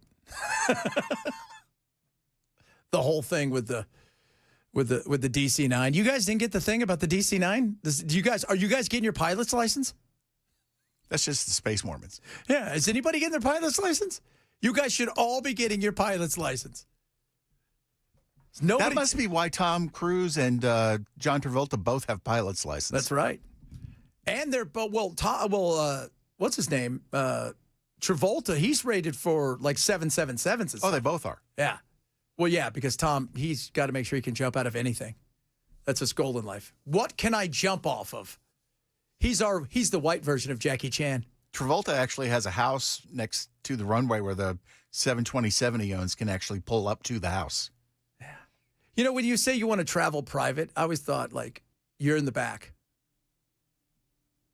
No, in this case, he's flying the plane. Although he has flown like Dickerson, right, from Iron Maiden. Also, they've flown actual passengers. Yeah, and Bruce and Iron Maiden's crew and the rest of the band members for like the last 4 or 5 tours, 4 or 5 albums actually. He has been the pilot that has flown the jet that they travel in. See, but he actually he can't he can't pilot anymore because he's past the age that they allow. The whole thought of, because if you know Bruce, you're like, I know Bruce. I don't know if I really want to get on a plane with him. You know, it's like there's some. If you ever met people that are like I've got friends here who are pilots, like Keith, our good buddy over there, Contour stuff. They're pilots. Yeah, I'm gonna get on a plane with them. Some people. I had a friend who was a pilot. No, like he had his pilot's license, and I would no, would I ever get anywhere with him? Somebody said, I heard the issue was they told the pastors the reptilian aliens claim to have created us. That's the issue with religion.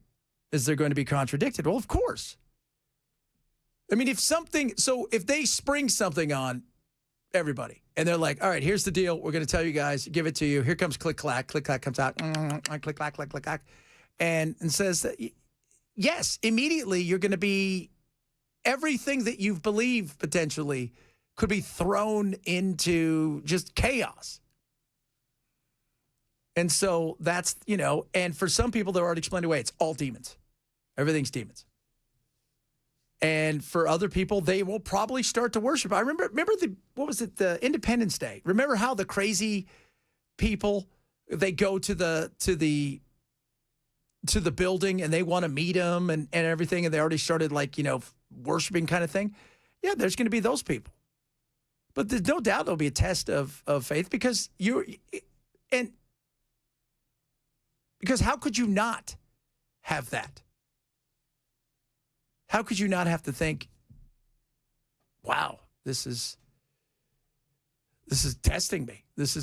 Of course. I mean, it's going to. And so that's why they say prepare. Plus the panic side of stuff too, because people will panic. It's what they do. Absolutely. My church is not a business. Oh, well, that's good. Do I go to church? We have a little church we go to, but is it so they do everything for free? That's great. Some churches are that way. There's a lot of churches that don't. It becomes a lot of things. It becomes a business. Then you get a staff, and then you got this, and then you got that. So, yeah, some churches are businesses, a lot more than I think people realize. And we are becoming less religious. We are becoming, it's now tapered off religion as far as the drop, because there was a precipitous drop for years, and now it's just kind of there. But the business side of it, I had a pastor tell me once, said, and by the way, for those of you guys know, my mom's a pastor. She was through a theology degree along with her psychology degree. But our old pastor said that, a relationship with God's in your heart, and, and a lot of times the church is in your wallet. And I'm like, ooh, that's a good thing. So all that should matter is the relationship. That's it. I want to get to the Epstein stuff because I think it is important, because I don't know if you guys are aware of this. He's dead. Did you know that? No, I've seen pictures of him. Well, there have been pictures of him. Walking around. Kind of like... security. That's the other side of it. Because he's in Israel, right? That's the big thing. He's in Israel, and he's got security. And I do think it's important, because that's not going anywhere. They want it to go somewhere, and it's not. Maybe Epstein is eventually, in a weird way, going to lead us to the aliens. John Kiriakou claims that he was a Mossad agent and a spy for the CIA. Yeah, a double agent. And that was John, who is a former CIA agent. His job was to find spies on the other team and flip them. That was his gig. So, yeah, do I think he spied? I think he absolutely did.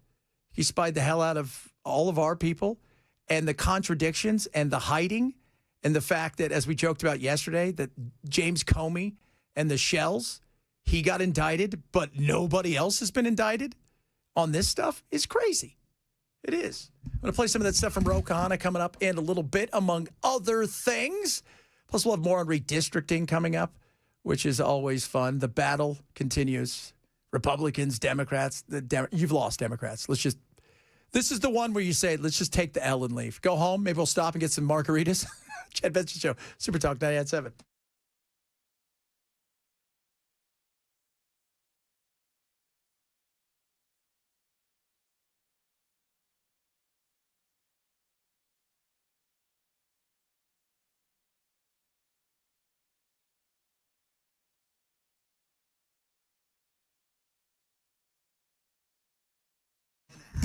Omaha Steaks, $99.99 right now.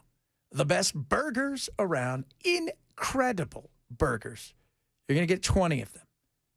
Ground, perfect filet burgers. Yeah, mignon. Top of that, brisket, top sirloin. It's amazing. New York strip. But they're going to throw in 8 free Wagyu smash burgers, which are out of this world. All for less than $100. And I'm going to save you an extra $35 when you go to checkout at omahasteaks.com and use my code Benson. They're meant to be grilled because it's grilling season, and you can flip them. You don't have to worry about them falling apart. They are absolutely the most incredible. Last night, I'm not going to lie to you guys, I had Wagyu. My wife did some of the Wagyu burgers, and then she chopped them up, and we had nachos. Out of this world. Absolutely incredible. You have to do anything to them. They're that good. So you can save $35 or under $100 or 100% unconditional money-back guarantee. Go to omahasteaks.com now. Take advantage of the Burger Perfection Pack right now. omahasteaks.com. Use code Benson. Saves you $35 off at checkout. See site for detail. Terms may apply.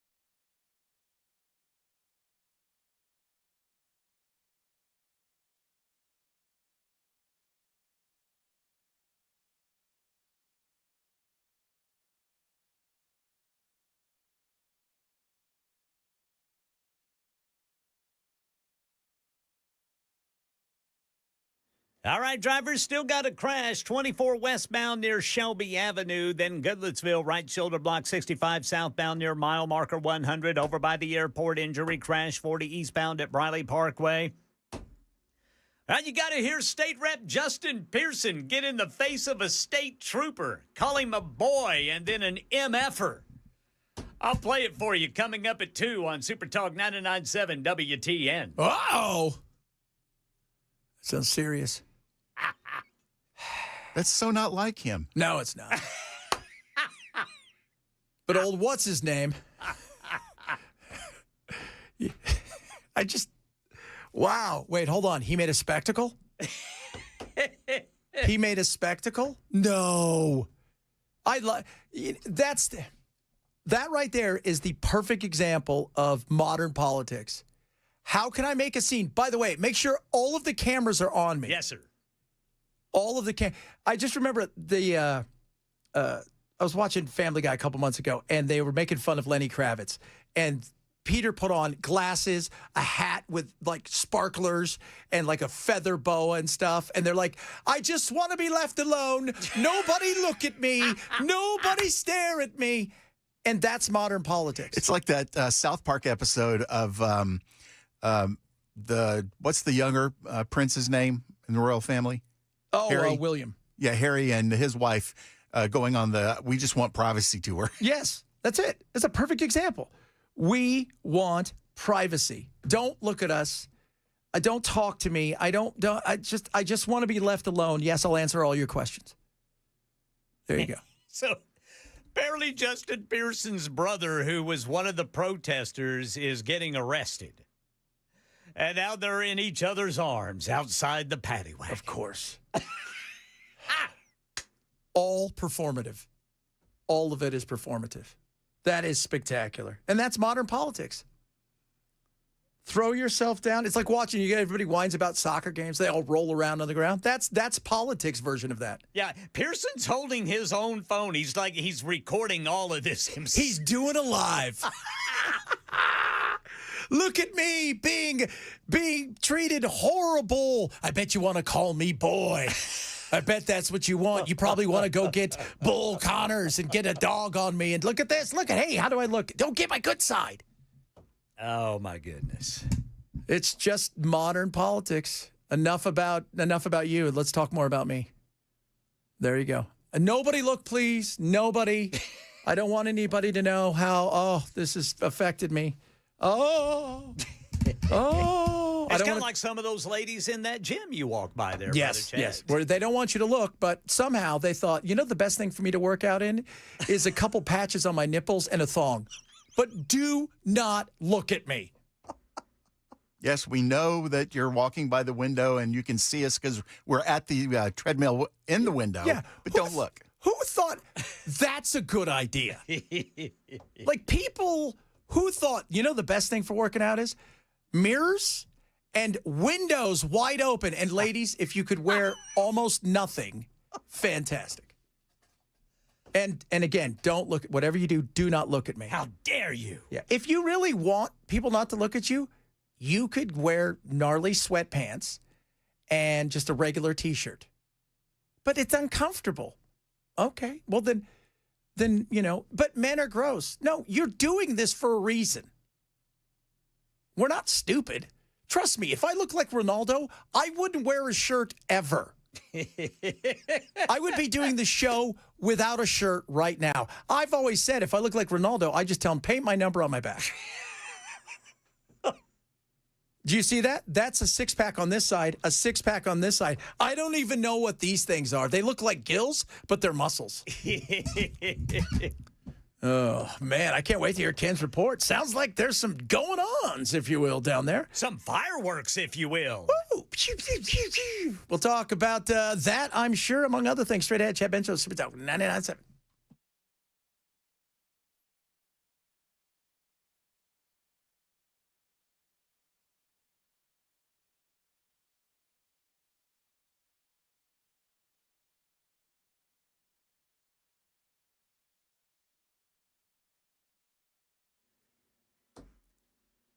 2 o'clock on the dot. I'm Ken Weaver with your top stories. We've got the full forecast coming up in 5 minutes. I can tell you Middle Tennessee's not in line for any storms until Sunday. It looks like we got a chance for them on Sunday.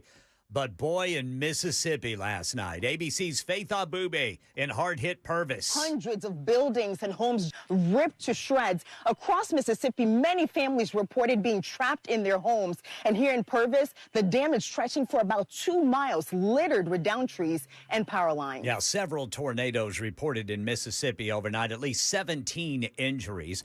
Right now in Tennessee, News 2 says the special legislative session to redraw congressional districts has adjourned after the Senate passed everything. The House passed. The new map splits Memphis into 3 districts, which could potentially give Republicans all of the state seats in the U.S. House of Representatives, helping Republicans hold the majority there. Now it goes to Governor Lee for his signature. Democrats and their supporters powerless to stop it. About 100 protesters chanting and screaming in the halls. A video going viral now showing Memphis State Rep Justin Pearson getting into the face of a white state trooper who was trying to arrest his brother. Pearson gets in the face of the trooper shouting, "Boy," then calls him an MFer. What? Let Pearson go. What is wrong with you? What is wrong with you? You stupid mother. Well, the trooper didn't react. He released the protester and put his hands up so as not to touch Pearson. Then outside, Pearson is seen clutching his brother while he's also holding his phone, recording them two embracing. We keep waiting for this deal President Trump says Iran wants to make to end the war. Sid Wang. Even as President Trump is projecting a lot of optimism about the possibility of the two sides reaching a deal, the president is still trying to convince Iran to come to the table. The president is warning that if Iran doesn't agree to these terms, that the U.S. will start bombing again, but at a higher level, at a higher intensity than before. Gas prices won't come down anytime soon, no matter what happens. Right now, Gas Buddy putting the average at Middle Tennessee at $4.25. And officials with the World Health Organization say the latest outbreak of the hantavirus on board a cruise ship isn't like COVID. I want to be unequivocal here. This is not SARS-CoV-2. This is not the start of a COVID pandemic. This is an outbreak that we see on a ship. There's a confined area. We have 5 confirmed cases so far. 3 people have died, and officials say that those who are in the hospital are stable. Georgia's state health department is monitoring 2 people who were on that ship. Hantavirus spreads differently than COVID does by either close personal contact with someone who has contracted it or by rodents. That's the latest news. Weather is next. I'm Ken Weaver, WTN News.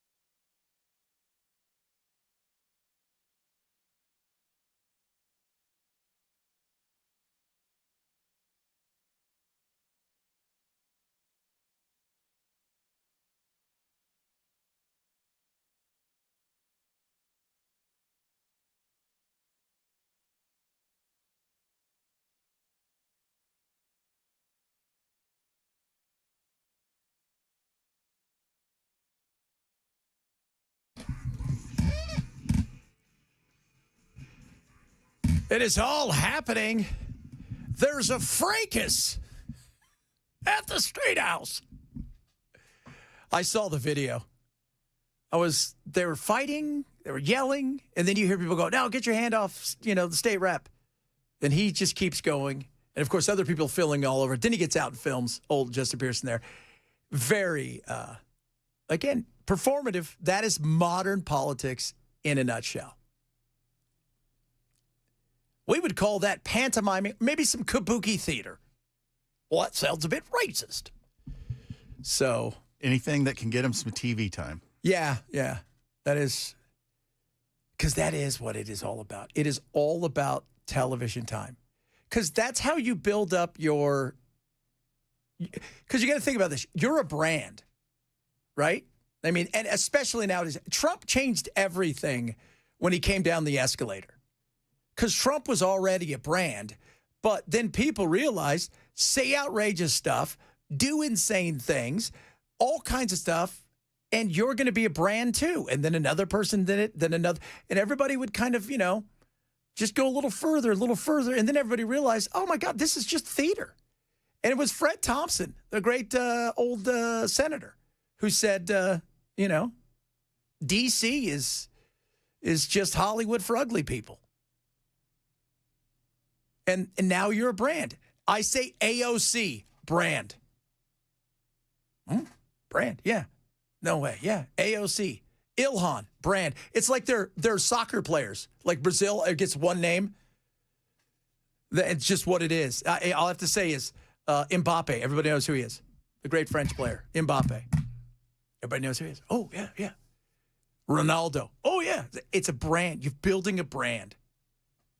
And Justin Pearson wants his slice of the brand. Right? MGT, she was a brand, still is. Trump, you have to see Trump, brand. And you build that brand, and you build up your coffers, and you become something that transcends doing your job. Because your job now is, in many cases, is just secondary. Because it's about keeping that brand. And that's what Justin's going for. And it all started, after the Covenant shooting and everything that took place there. And it became, he went, and that was when MSNBC would have him on every day and anybody else that was, because they're looking for the victim. But the victim you can turn into a brand. Early after he got elected, I think it was, he went to the House floor wearing a dashiki, which is sort of an African T-shirt. Mm-hmm. And the only reason he did it was to make, what's the House leader's name? Speaker of the House. Speaker of the House. Yeah, I can't remember his name, but he wore it so that the speaker would make an issue of it, and he would get some TV time out of it. Yeah. Because, the rules that they all vote on are you have to have a T-shirt and a jacket on. I mean, a tie and a jacket on. Like Fetterman, right? Yeah. Fetterman became a brand. Why? This is who I am. I wear these hoodies. I wear shorts and stuff. And, and he became a brand. And Schumer actually changed the rules for a while so that he could wear his, cargo shorts on the Senate floor. Yeah, that was before he became a Republican, kind of, sort of. I just heard something else in the halls about the other Justin. Oh. Apparently, according to Brother Murphy, Justin Jones in the Capitol apparently lit a poster with a picture of the Confederate flag on fire. Because I feel safer. Yeah. Again, as bad as the Republicans can be in a lot of stuff, the Democrats were like, hold our Zima. Zima. You know who you are. I had one Zima one time. Did you now? It was in Palm Springs, and it was delicious. It was refreshing, man. It was ice cold, and I was thirsty. Oh, Zima. I had a Bartlesville jam. Oh, those guys were funny. But they lit the think about it. It was a picture of it. That's the thing that is so all about politics right there. You had to make an effort to bring that.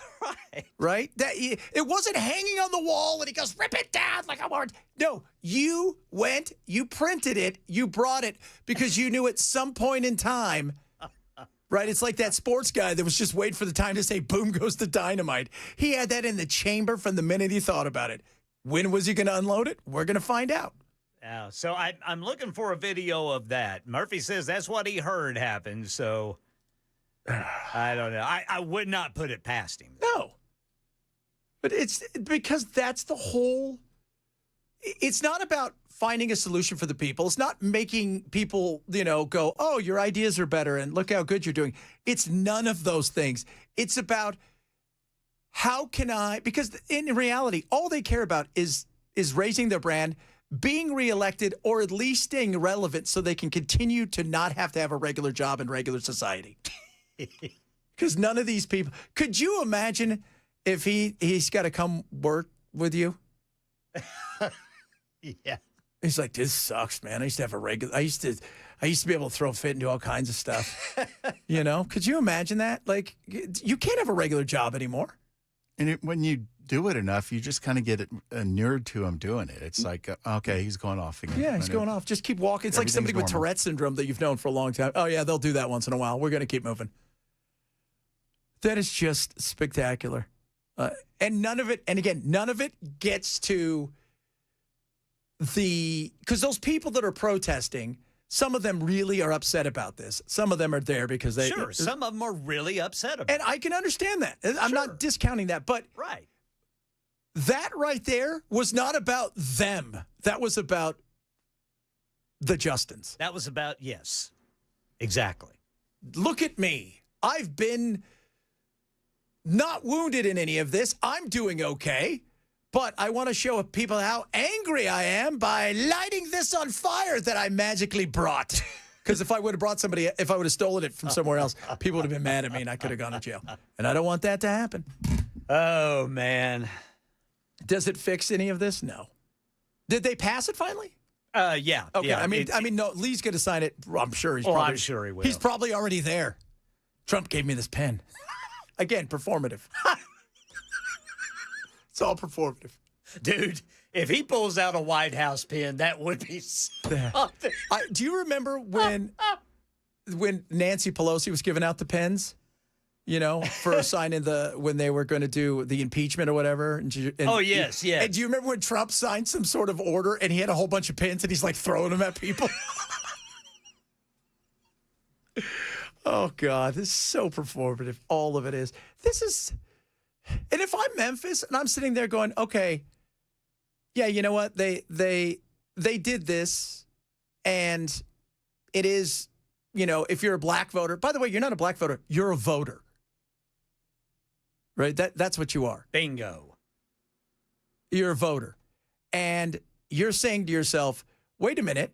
First of all, we're not this group that only votes one way, which is what you should be.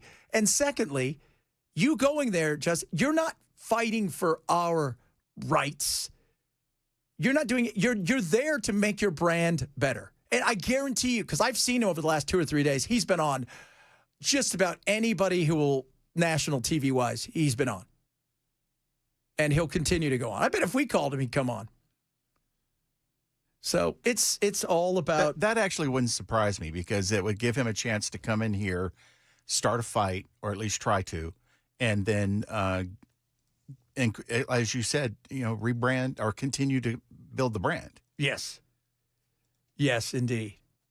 By the way, I didn't know the Zima thing was going to become such a big deal on the text line. Several people say it's very refreshing. It is. And Matt apparently has had some Zimas in his time, too. Yeah, I think Brother Matt, I think he has talked about that before. Zimas. Oh, Lord. Came in a clear bottle? Yeah, it did, right? And it looked like it was coconut. Yeah. It was white and stuff. There you guys go. Little Zima time. I'm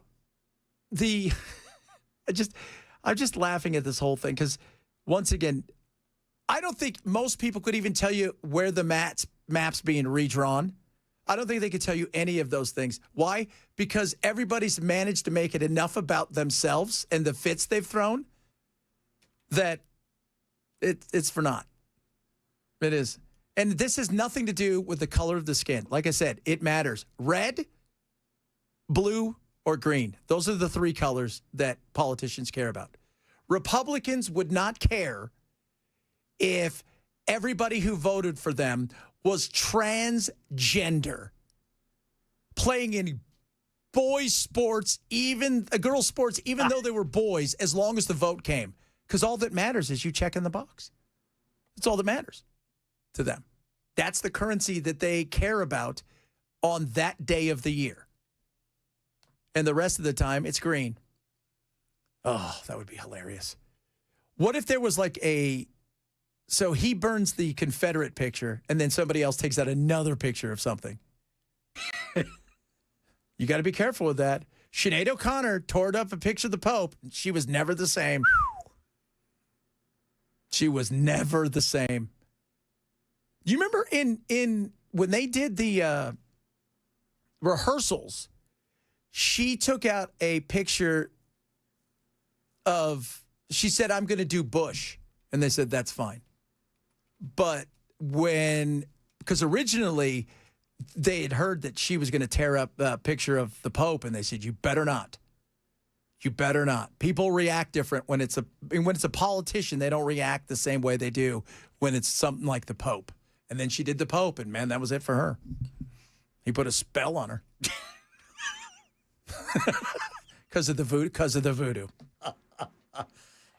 Secretary of State Marco Rubio's rubbing elbows with the Pope today. He is. Well, he's there saying, okay, let's get all our stories the same, right?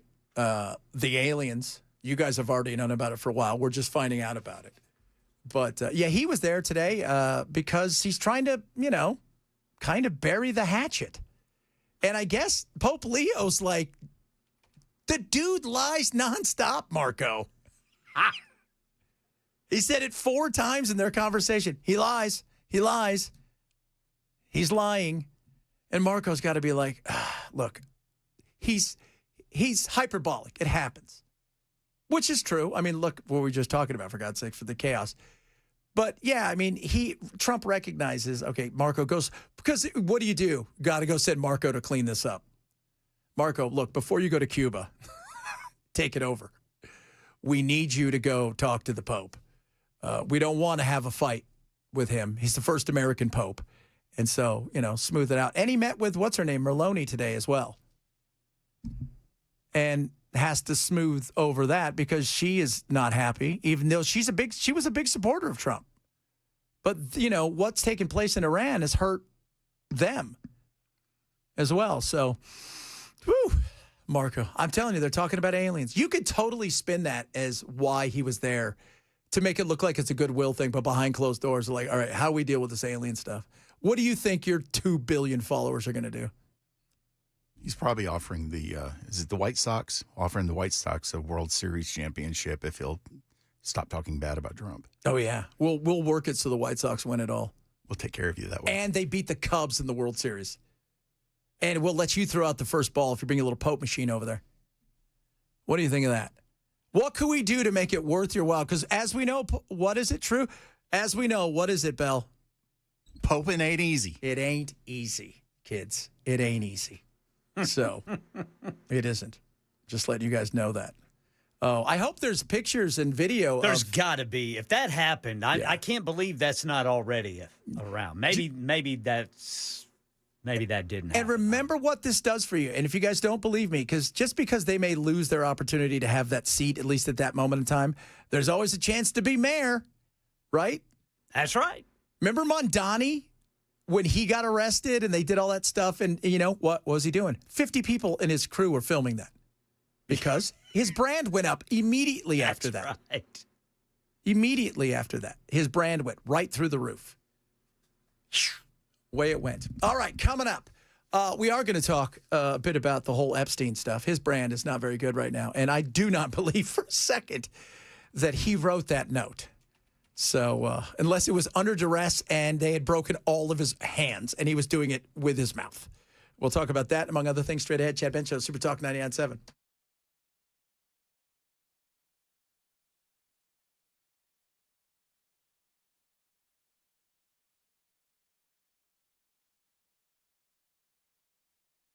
Relief Factor is awesome. I take it every single day. And this is for the aches and pains in your body of just getting a little bit older, right? You get a little bit older, got those aches and pains in your joints and inflammation in your muscles. This is going to help you with that. You want to get yourself feeling better, and this is going to help you with that because it works from the inside out, and it's naturally formulated. It's third-party tested for potency and purity, and it really does work. It does wonders for me because I work out a lot. My knees, they don't hurt. My ankles don't hurt. My muscles, especially as I don't feel anymore, and that's amazing. So I want you to get yourself back to feeling better. Get independent of the world that you've been living in with the pain because you don't have to live with it, and get Relief Factor right now, $19.95 for a 3-week quick start. So that's simple, $19.95. Go to relieffactor.com and get it today. Relieffactor.com. Call 800-4-RELIEF, 800-4-RELIEF for Relief Factor.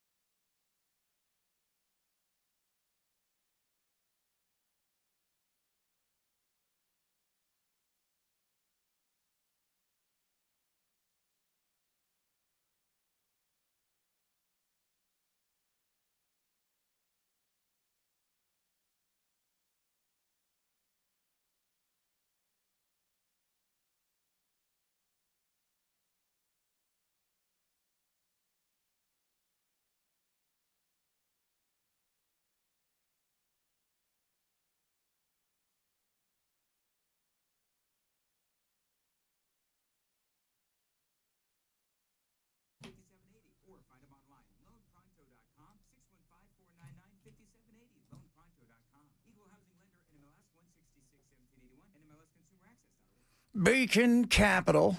Talk about them a lot because they're amazing. You get a free personalized financial consultation with Beacon today. Just making a simple phone call, 615-488-9303, 615-488-9303. And when it comes to your retirement, you want to make sure that it's smooth and easy and that you don't have to unretire, and they can help you with that. They do everything, and that's what I love. Income planning, and this is something that's important. Nobody wants to unretire because they have to.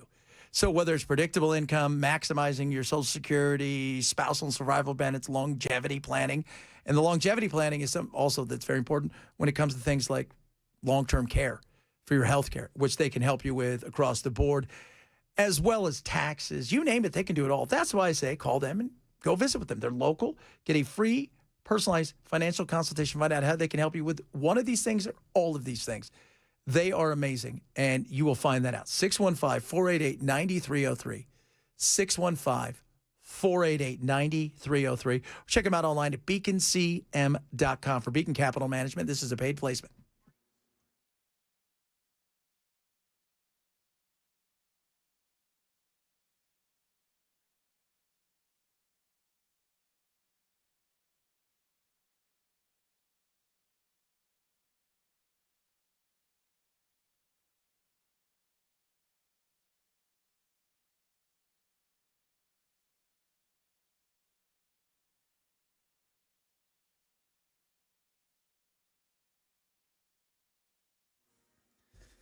All right, drivers, still showing a crash in Goodlettsville, 65 southbound near mile marker 100 off on the right shoulder. Now in Green Hills, we got a crash. Hillsborough Pike just north of I-440.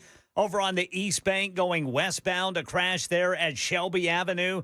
And then a crash, Harding Place at Nolensville Pike. Rivergate, 65 southbound after Vietnam Veterans Boulevard. And we'll tell you what the two Justins did down at the state capitol after Republicans passed the bills to redraw congressional maps. That's coming up at 2:30 on Super Talk 99.7 WTN. So they outjusted each other. That's the funny thing. His brother's getting arrested, and he called the guy a boy and called him an FM. Watch me start a fire. Oh, my gosh. It sounds ridiculous because it's really like a competition of who can be the bigger jackass. Yeah, it is. It's and that's modern politics. Everybody's got to take it one step further. And if we somehow think it's okay, the other day was the anniversary of the Freedom Riders, and you go and you look and see like who was part of that, and they went on to politics, and they talked about good trouble and things like that. You go and you're thinking that's different. That was about a cause, and there was nobody look at me. Do you know what I mean? Like if you were getting arrested and the cameras were there, guess what? You were getting arrested and there were cameras there. You know what you didn't have? Social media to tell you how awesome you were. Right. But now they're just like, all right, check this out. You're going to do that. Then I'm going to do this. And then I'm going to raise you one by starting a fire. And it's like, well, I'm going to get my brother arrested. And that's just crazy. Well, sad but true. Sad but true. By the way, the Zima thing. A lot of people trying to talk about what Zima tasted like. Were you supposed to put a lime in it? No. No, we never did that. Yeah, I think it already had lime in it. The best thing I could compare it to is a alcoholic Fresca. Yes. Yeah, bingo. You nailed it, Brother Bilal. Oh. Only you had to drink about 50 of them to get drunk. That was the point, because you got to buy more. Right? You don't want to. Well, that's what a friend told me. Yeah, 50 of them to get drunk. Oh, yeah, because you only drink one. I only had one, boys. And it was refreshing. Oh, it was. It was very refreshing. Somebody said, what about good old Matilda Bay? When Matilda Bay? When we were underage, it was always Zima that we would try to get away with purchasing. Because it's one of those things where, like, the guy's like, really? Okay, that's not even a real thing. Oh, there was a place on Gallatin Road over in East Nashville. It's long gone, but we could walk in there and walk out with cases of beer. And they didn't even ask for ID. They didn't care. Yeah, well. Oh, I remember Matilda Bay. Yeah. I'm looking at the images right now. I had a buddy. That I ran around with all summer long after we graduated. I would drink beer. All he would drink were wine coolers. And he always had a Matilda Bay. Wine coolers. Some wine coolers. Bartles and James. Yeah. But he would always Bartles and James or some other wine cooler. One time I did get him to try a Coors Gold. And he spit it right out. Remember whenever Coors came out with gold? No. Cold? What was that? No, gold. What was it? It was just Coors in a gold package. Different beer. I mean, they market it as a different, kind of a different strain of Coors, if you will. Oh, my goodness me. Paul and Ray's? Is that the place? Oh, Duels. That's a waste of time. That's That's non-alcoholic. like smoking weed, but there's no weed in it. Yeah. You're just smoking a cigarette with no filter. Like nobody says, "Hey, hold on, I gotta shoot up some saline to pretend like I'm chasing the dragon." What? That is so bizarre, dude. What are you shooting? Water, saline. It's pretty good though. Look that up. It's diet heroin. I'm chasing the gecko, and it's only in my mind. It's so bizarre. Oh, I'm pretending that I'm getting high, and I'm saving money on my car insurance. Oh, goodness me. Coors Gold? Yeah, Coors Extra Gold it was called. P Extra Gold. What's in there? Well, Well, extra gold, obviously. It just adds extra. Need you ask? Yeah, did you? Alex Jones, extra. It's got gold there. That's how they get it out, extract it out of your body right after you learn how to float. Oh, my gosh. Did you see the pills they were selling? Oxygen pills? Oh. This is so awesome. Near beer. Near beer. Oh, my Lord. Near beer. What is it? It's near beer. It's kind of like beer, but it's near it. It's like it's parallel to it. It's pretending to taste like beer. Yeah. Oh, my gosh. Oh, my goodness me. PB&R. Do you remember what was the generic beer? It just said beer on it in the blue and white can? Yes. Yeah, Scotch By. Yeah, Scotch By. And I've had some of it. Oh, my gosh, it was terrible. Terrible. You could get a case for like $5.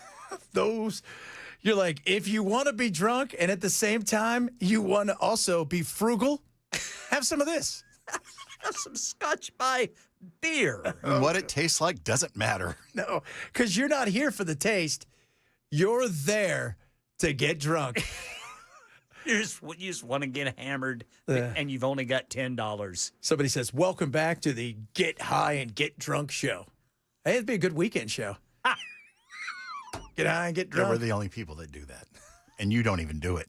I don't, but it's funny. I'm living vicariously. And remember, I remember all the stuff I saw that people did that were stupid. Yes, you do. That right there is it's good enough for me. That's my payment there. All right, guys, coming up, Ken's going to talk to us about, what took place today at the Capitol as the Justins did Justin things. They outdid each other, potentially. And then we'll talk a bit about Iran. We got some more stuff coming up as well. Chet Ben Show, Super Talk 99.7.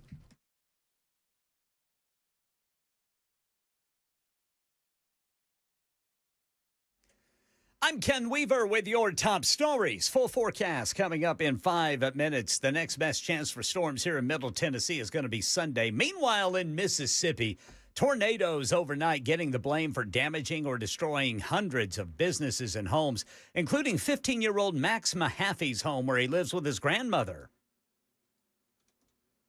Yeah. I went to my living room. I go back to my room. Room's gone. Then we go to get a tub. That's gone too. So we went to under the couch. Then when we got to the couch, everything started rolling. Whole house. At least 17 people reported injured there in those Mississippi tornadoes.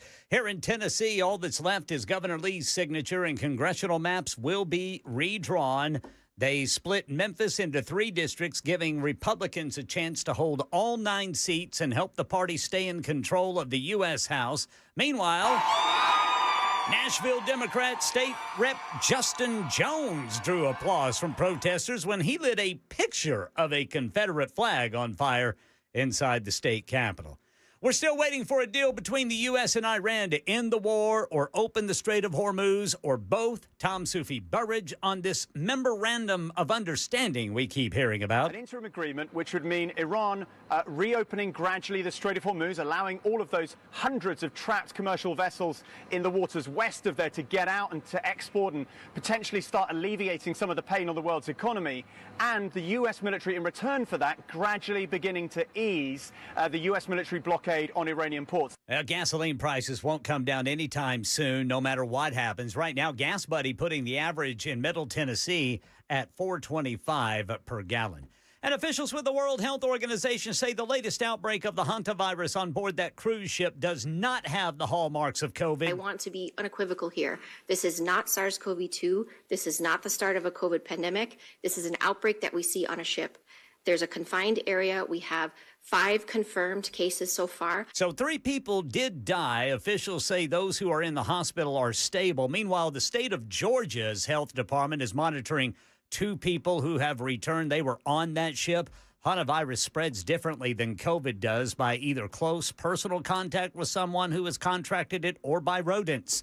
That's the latest news. Weather's next. I'm Ken Weaver, WTN News.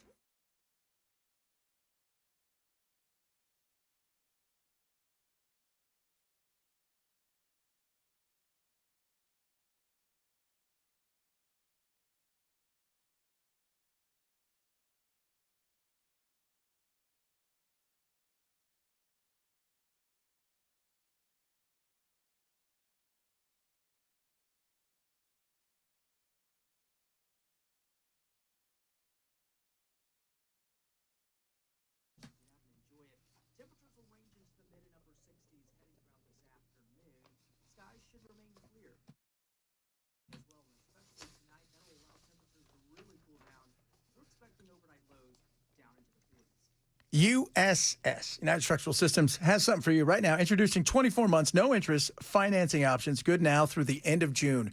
Why might you need them? Because everybody recognized the nasty weather we've had, especially as your home gets older. You got those cracks. You don't know what's going on underneath there. And nobody knows Tennessee homes, soil, how the earth moves like USS does here. Why? Because they've been doing this so long.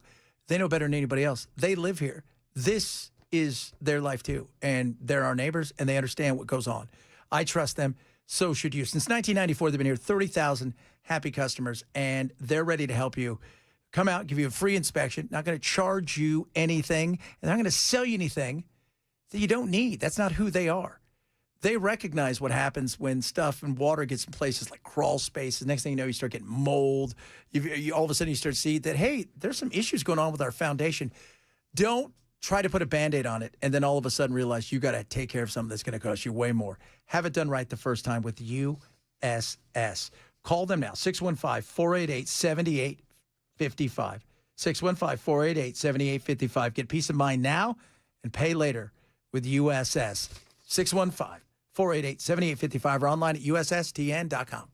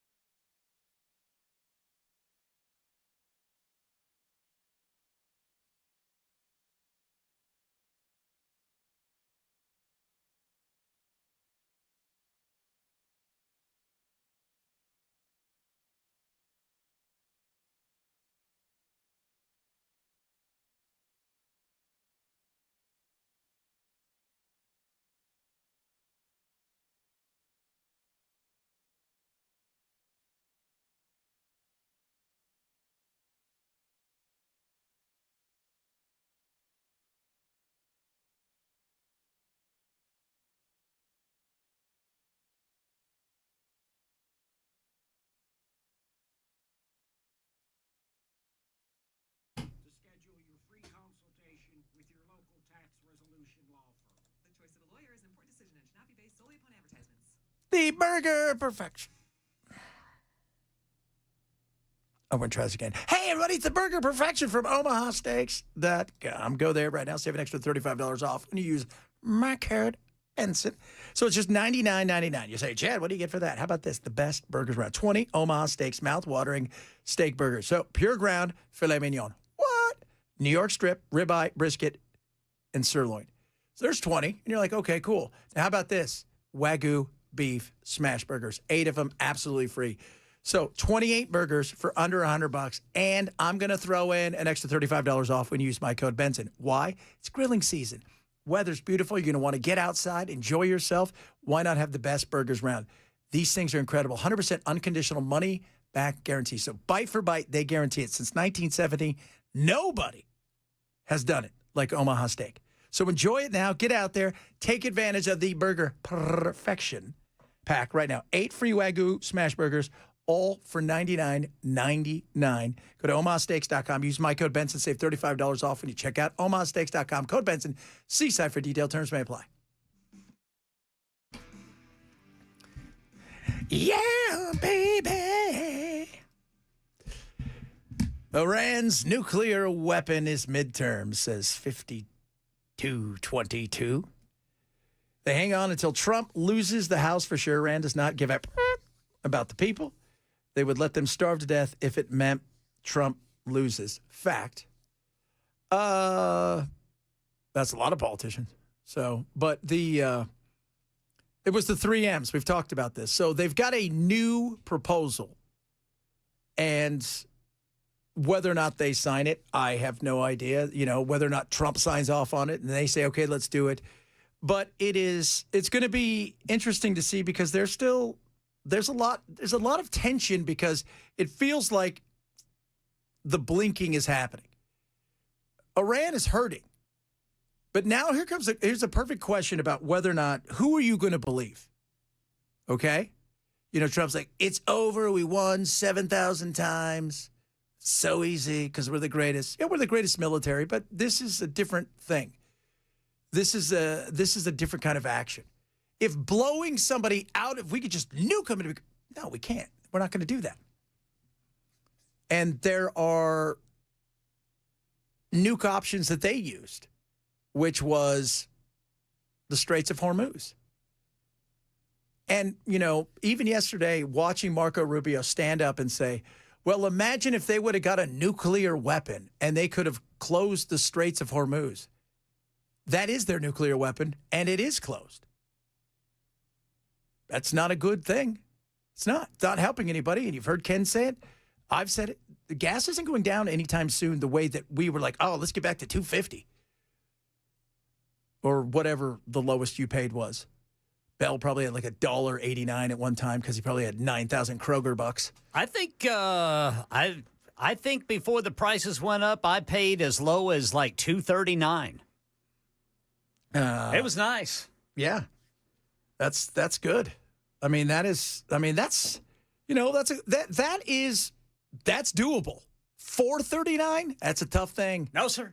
You know, if it goes from $2.39 and then, you know, it slowly works its way up like anything. It's like putting on a little bit of weight and you understand there's some inflation. Okay. But the shock that we've had, man, you're not winning in that. And on top of that, like I said, now here's something for everybody. U.S. intelligence. So for many of you out there who say they were like moments away from getting a nuclear weapon, U.S. intelligence told the administration this week to all the policymakers, oh, yeah, Iran has 75% of its pre-war inventories on mobile launchers, 70% of its pre-war stockpiles of missiles, and they have enough to easily go on for months like this right now. That ain't good. It isn't. So Trump's having to make a serious decision. And the decision is, what exactly does the memo look like? Because remember, it's not just about, everybody wants to have that win, right? Like the art of war. You want to give your opponent the off-ramp. Everybody wants to have an appearance of winning. Winning. Trump's number one thing is, I can't look weaker than Obama. I can't. It has to be better. Because if we come out of this and they get to control the Straits of Hormuz somewhat, because that's part of their thing that they're putting out there is here's part of the memo. Part of the memo is we're going to have some control over this. That's not a good thing. If they still get to enrich some uranium, Israel's not going to go for that. And if we have to lift sanctions, well, that's always been part of, hey, if we're all working in this together, the more that you become part of modern society, if you will, and lifting some of the sanctions is a big deal. But if we have to lift a lot of their sanctions and we have to allow them to have access to their billions, 100 to 120 billion worldwide, that 1.7 billion isn't a good look. compared to 100 to 120 billion. And that's what Trump is dealing with. And I look and I say, Israel played a massive role in this. They did. We did not listen to our own intelligence, and our own intelligence said they are not moving towards a nuclear weapon. And they haven't been since the 90s. So now what? And Trump is saying, he's saying either take it or don't. Well, first of all, what do these memos look like? It's a one-page memo. Okay, what exactly is in the memo? How much enrichment? What does that look like? Because it's politics. You're always going to have to spin it a certain way. But Trump's spinning has to come with, if this was to happen, say, after the midterms, him getting out of this situation and it maybe not being his favor, although ego plays a lot into it, it might not be as big as a deal, but you still have midterms and Trump still, he cares about it. He does. It's, you've got to have that. And same thing for the people, right? You can't be, Iran has to feel like they've won too. And that's the whole thing. Everybody wants a win. What do we care about? We want gas to come down, and we don't feel we should be at war. That's, for me, that would be like the best thing. So, 93.45. Saudi Arabia produces their own oil, and currently their gas is $2.35 a gallon. If the U.S. is not energy dependent, why is our gas so much more? Taxes. They supplement a lot of theirs. And by the way, that's pretty high for them. When you think about, like Venezuela, their gas was free. People would just go put it in and leave. They didn't care. It was so cheap that it was nasty gas. But still, they have to supplement their people in a lot of ways. Because why? You want to make sure you give them enough to keep them happy. That's why it costs them virtually nothing to produce the stuff and pull the oil out of the ground. But $50 a barrel is the sweet spot for them. Why? Because the other $40+ has to go to finance and supplement and keep everybody happy. Free healthcare, free this, free that. $2.35, though, when you think about it. I mean, that's a lot. And also because Aramco, like anything else, is a business. And what do businesses do? Isn't Saudi Arabia set up, too, where if you're a citizen and you live there, you're basically cut a check for their oil revenue every month? Everybody gets some sort of oil thing. Kind of like the, is it the Seminoles? I think in Florida? Yeah. Yeah. They get, what, $8,000 a month? Every Seminole gets that. Man, woman, and child. Acknowledged member of the tribe. Yep. Every man, woman, and child, which is insane. That's a month? A month. I think I'm Seminole. Are you? Your hair says that. Be. Well, but your hair also says He-Man. So, you guys decide. So this is, again, I would love it to be over, but I don't think it's going to be over anytime soon. I think Trump is trying to figure out, and a lot of this also has to do is he wants that deal done before he meets Xi next week. You want that deal done because that's going to be a huge talking point. And I think he would rather that behind him, seeing as they were there yesterday. And the whole thing with Saudi Arabia and Kuwait denying him, well, Wall Street Journal reported, well, they've opened it up now. Yeah, they did that for a reason. Because they weren't thrilled. They're less trusting now. And MBS has turned a lot of his attention lately to China. And, so this is reshaping a lot of things. And that's, whether we want to believe it or not, that includes the likes of Europe and stuff looking elsewhere going, could we depend on America? Because they're struggling. And, we were talking, what's it, 6 weeks of jet fuel for the Brits? Yeah, that's what they have left. 6 weeks. There you go. They have all the beer they can ever handle, but the jet fuel, not much. And it's getting more expensive. Look what it did to poor Spirit Airlines. All right, coming up, Matt's going to be here. We'll get his take on the Justins doing Justin-y things downtown. I'm sure he's going to have something to say about that. I would assume he would. I would assume, seeing as he kind of broke the news to our good buddy in there, Ken, about, the burning of the Confederate flag picture. Chad Betsy Show, Super Talk 99.7.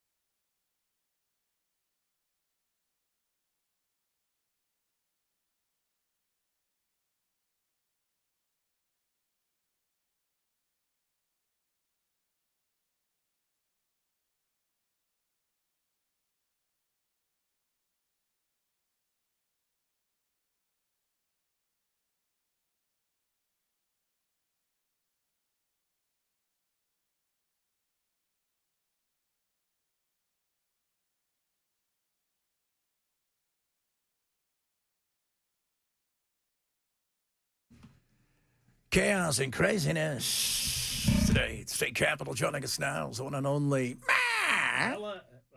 Hello. What's up, brother? Got to turn my own mic on there. How are you? I heard they were Justining the Justins today. They were out Justining each other. Yeah, one Justin shoved a cop and could have been arrested, probably should have been arrested. Thankfully, the state trooper understood that that's what he wanted. Yes. And the other Justin decided to light a fire inside of the state capitol. So, as you do. Because you know why? It's performative. Yeah, I mean, all they have are emotions. Yeah. They want television cameras to film them doing these very dramatic things so they can have themselves on television tonight and have it documented for, whatever future race they run. It's good for the brand. Oh, yeah, it's good for the brand. If there's a reason why Tennessee has turned blue, or rather turned from blue to red over the last 25 years, I think you're watching it at the state capitol. I don't know how that's of the interest of the people, but It's not, because it's not about the people. It's about me. Enough about you. Let's talk about me. Right. And look, say what you will, and I appreciate the refreshing honesty. And I think the Supreme Court gave an ability for lawmakers to be more forthright and honest about why all of this goes down. It's always been about partisan politics. Yeah. For Democrats, for Republicans. And now they can plainly say, yes, we are doing this for the goal of putting more Republican representation in Washington, D.C. Yeah, who said that? Was it? I remember we were talking about it earlier, and he's just like, look, we're doing this so we can get an extra seat. Yeah, I mean, Jack Johnson told me the same thing. Cameron will be on today. He'll tell me the same thing. We're doing Johnny this. Garrett said that. Yeah, I mean, we're doing this for the purpose of securing a 9-0 Republican majority in the congressional delegation. So, I mean, and Democrats are doing the same thing in blue states. I'm open to listening to. I mean, because people say, "Well, we want it to be fair." Well, explain to me how it's going to be fair. It's never going to be. Nothing's going to be perfect and fair. Right. Right. I mean, there's going to be somebody who loses, and sometimes you'll be surprised, and the other team that thought they were rigging in the way they wanted, they may lose, but it's never going to be perfectly fair. I think the one thing that you might see come out of this, and I don't know that you'll see this, but this is the thought that comes to mind, is could you possibly see some sort of legislation federally that prevents redistricting during the census cycle? Yeah. Maybe. Yeah, maybe. Right, to stop the mid-cycle redistricting projects. So, could you see something that says, listen, you've got 2 years to redistrict after the census numbers come out, and that's it, and you're not going to do it again until the next census numbers come out?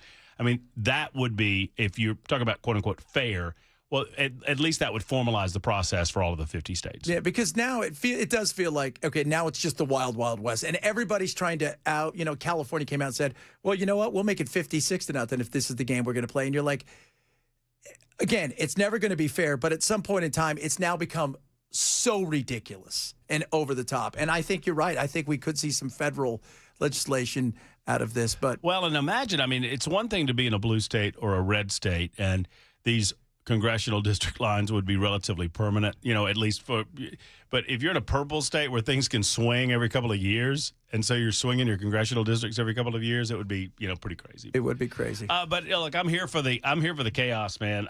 I think it's very emotional down at the state capitol. Not a lot of power for Democrats. You know why? Because people elected Republicans into the vast majority of the seats in the General Assembly, and the General Assembly has the ability to do this. So, I think my question is going to be whether Justin Pearson is going to get arrested or not, and I'm interested in hearing answers about that. Did he? Because he physically assaulted a police officer. Well, yeah, then you should have been arrested. Like yelling, I mean, that's free speech. We can go over that, but he pushed he put a fire, by the way, in a place where I'm sure it's not fiery. I don't think it's okay to start a fire in the halls of the state capitol. Most places you shouldn't start fires indoors anyways. Probably that is not recommended. Probably not. But but they were very upset. Yeah. So they were very, very upset. So I invited a number of these political Democrats on the show today. I mean, look, as I did yesterday, I'm welcome to hear open forum to hear different points of view, but none of them have returned my calls. So.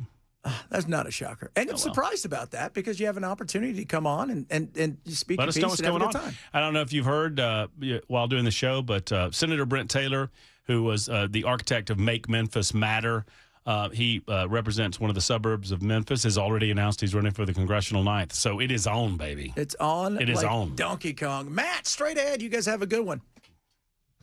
It is on like Donkey Kong. Oh, what's up, man? How's that? Did it taste good? Yeah, that's good.